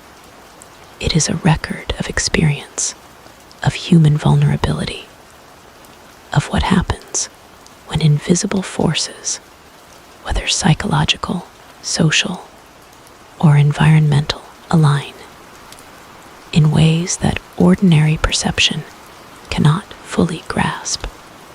Strasbourg in 1518 was a laboratory of human experience, and the dancing plague its most vivid experiment, leaving lessons that echo far beyond the city streets, far beyond the 16th century, and into the world we inhabit today. The haunting story of Strasbourg's dancing plague of 1518 continues to intrigue because it operates on multiple levels: historical, psychological, and profoundly human. By this point in our journey, we have witnessed the initial spark, the mass contagion, the suffering of the dancers, and the reactions of the city. But to fully grasp the magnitude of what occurred, we must step back and consider the social and environmental forces that shaped this extraordinary event. In 16th century Strasbourg, life was precarious. The region was recovering from famine and disease.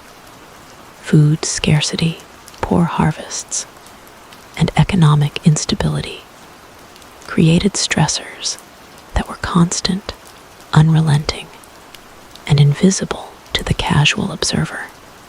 These pressures affected every aspect of daily life, from work to family obligations, from civic responsibilities to spiritual devotion.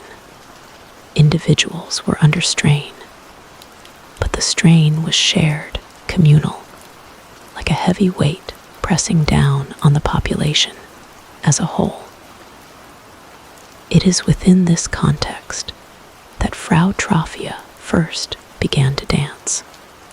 One cannot underestimate the symbolic significance of her steps. She did not simply move for joy, nor was she engaged in ordinary celebration.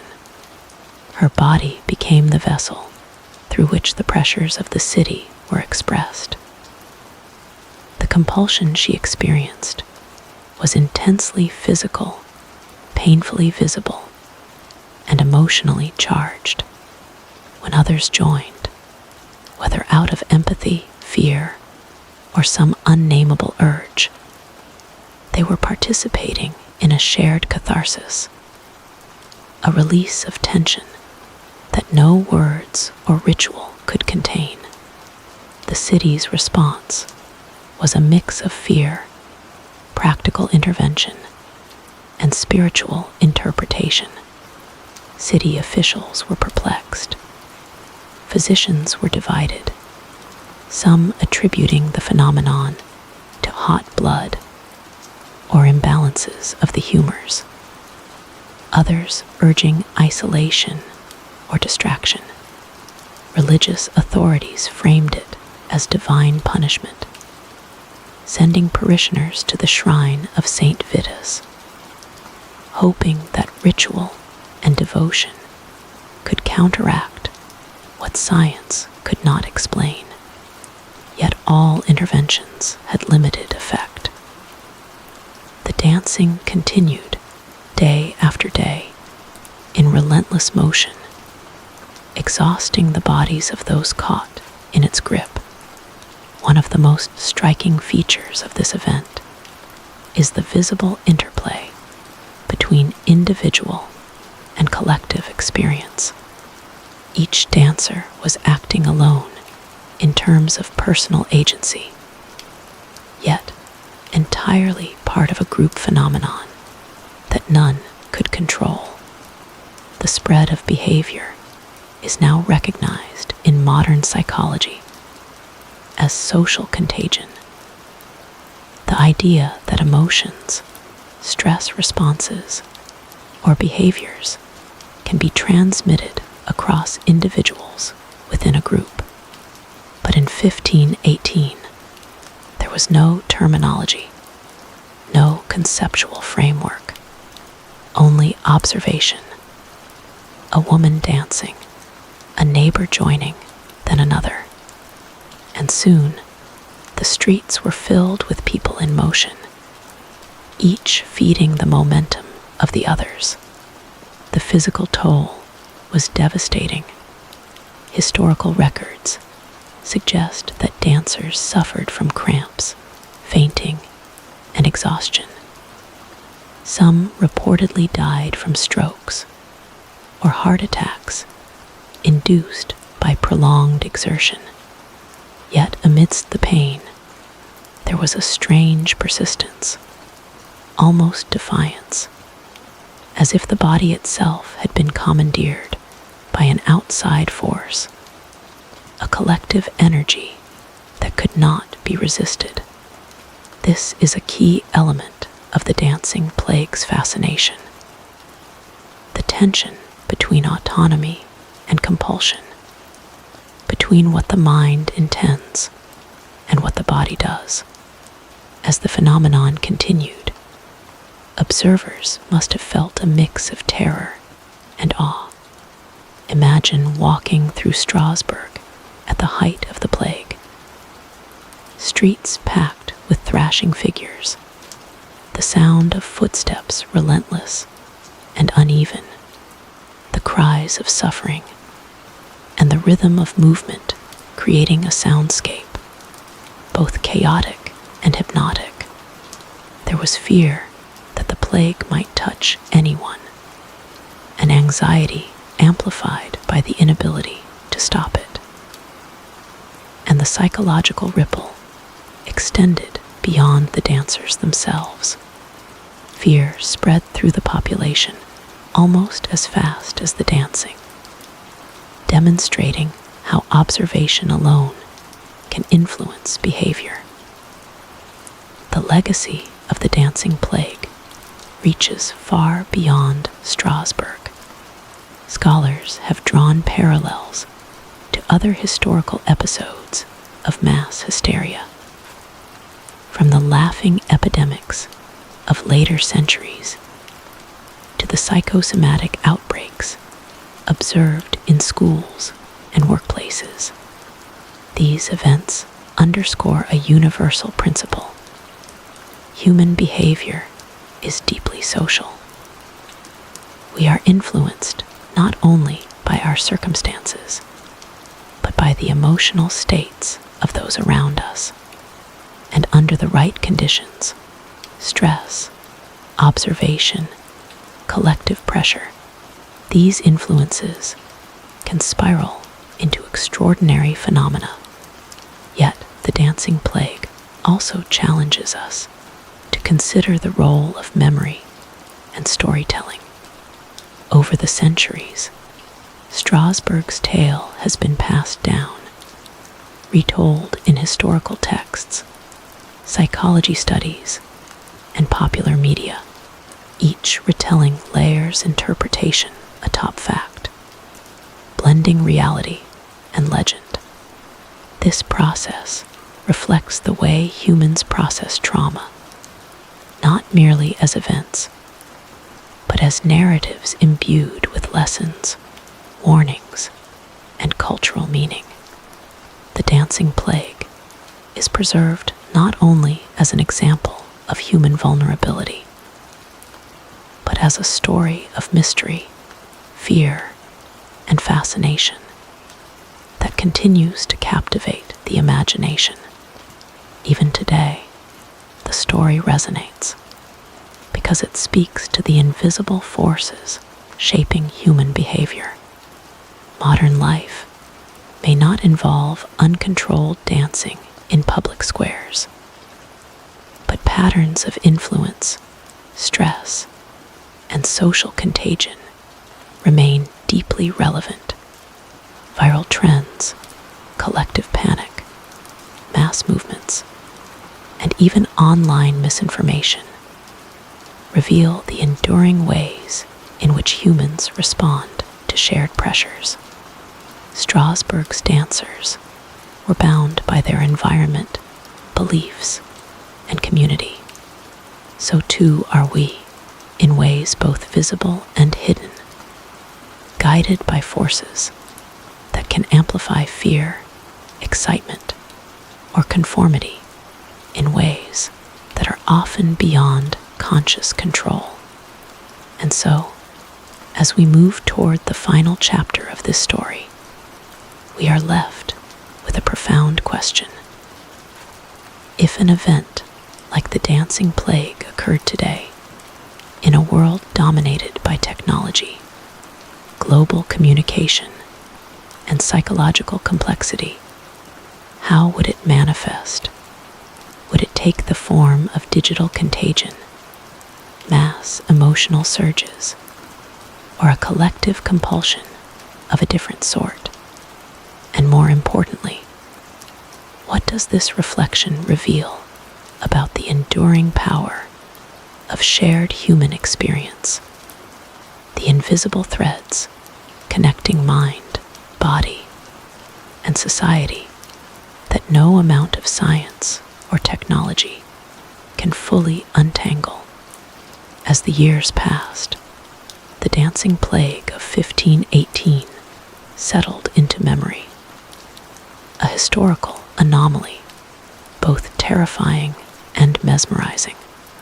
Streets of Strasbourg had returned to their normal rhythm, yet the story persisted, whispered in chronicles, noted in medical reports, and eventually studied by historians and psychologists who marveled at the convergence of body, mind, and society that had occurred. It was not merely an event.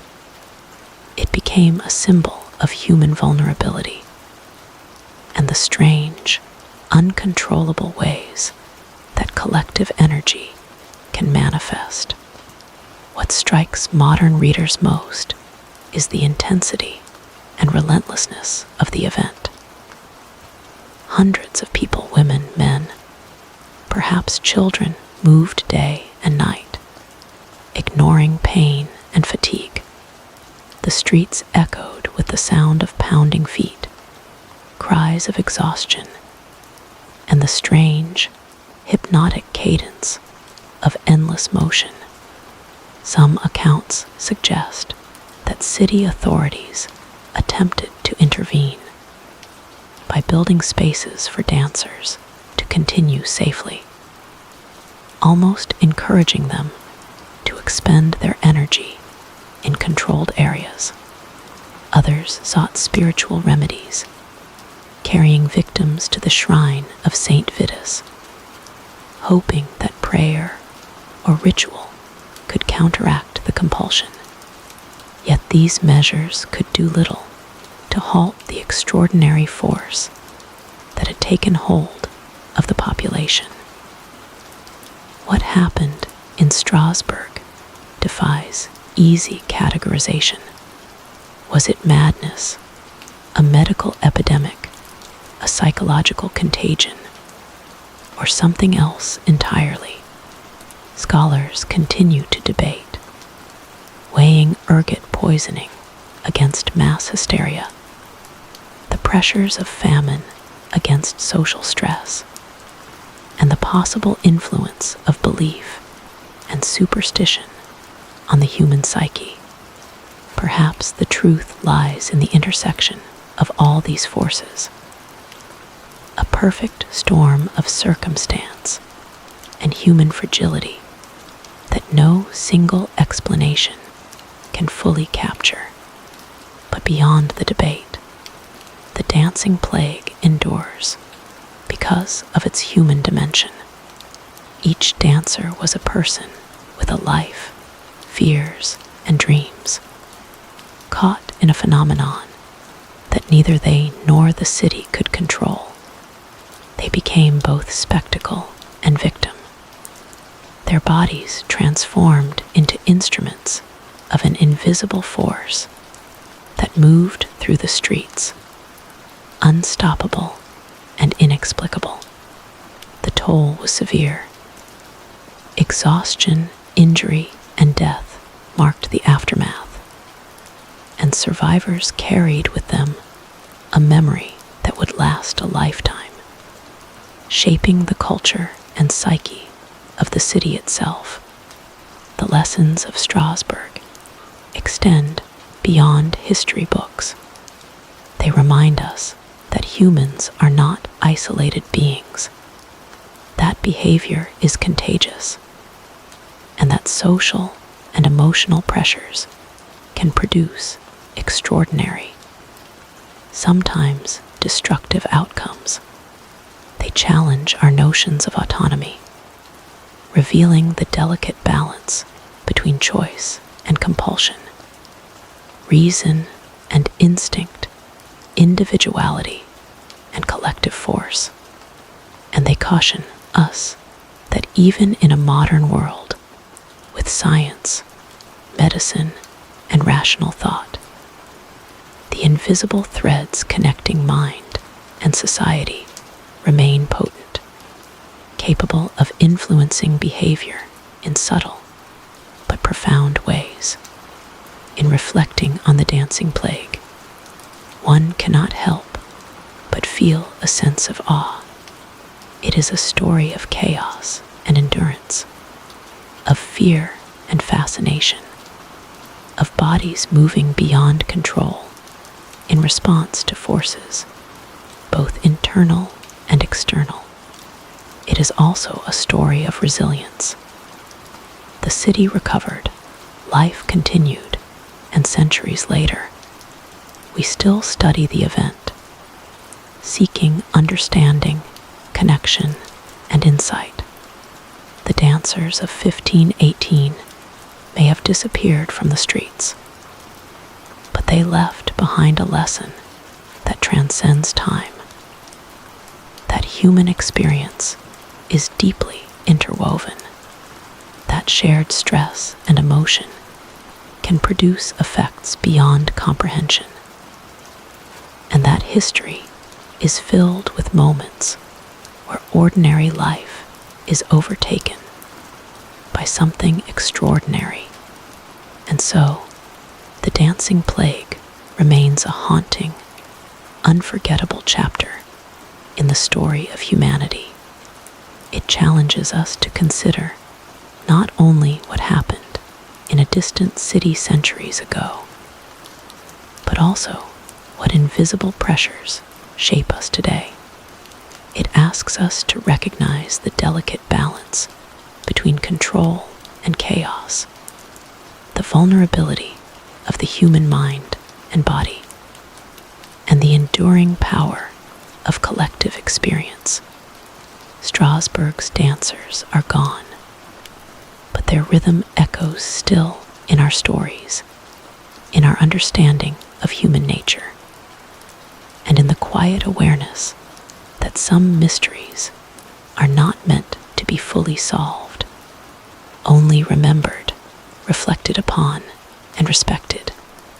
The streets fell silent, but the pulse of 1518 endures, a reminder that the line between order and chaos is fragile, and that the extraordinary can emerge in the most ordinary of lives, waiting for the perfect convergence of circumstance, mind, and motion to awaken it once more.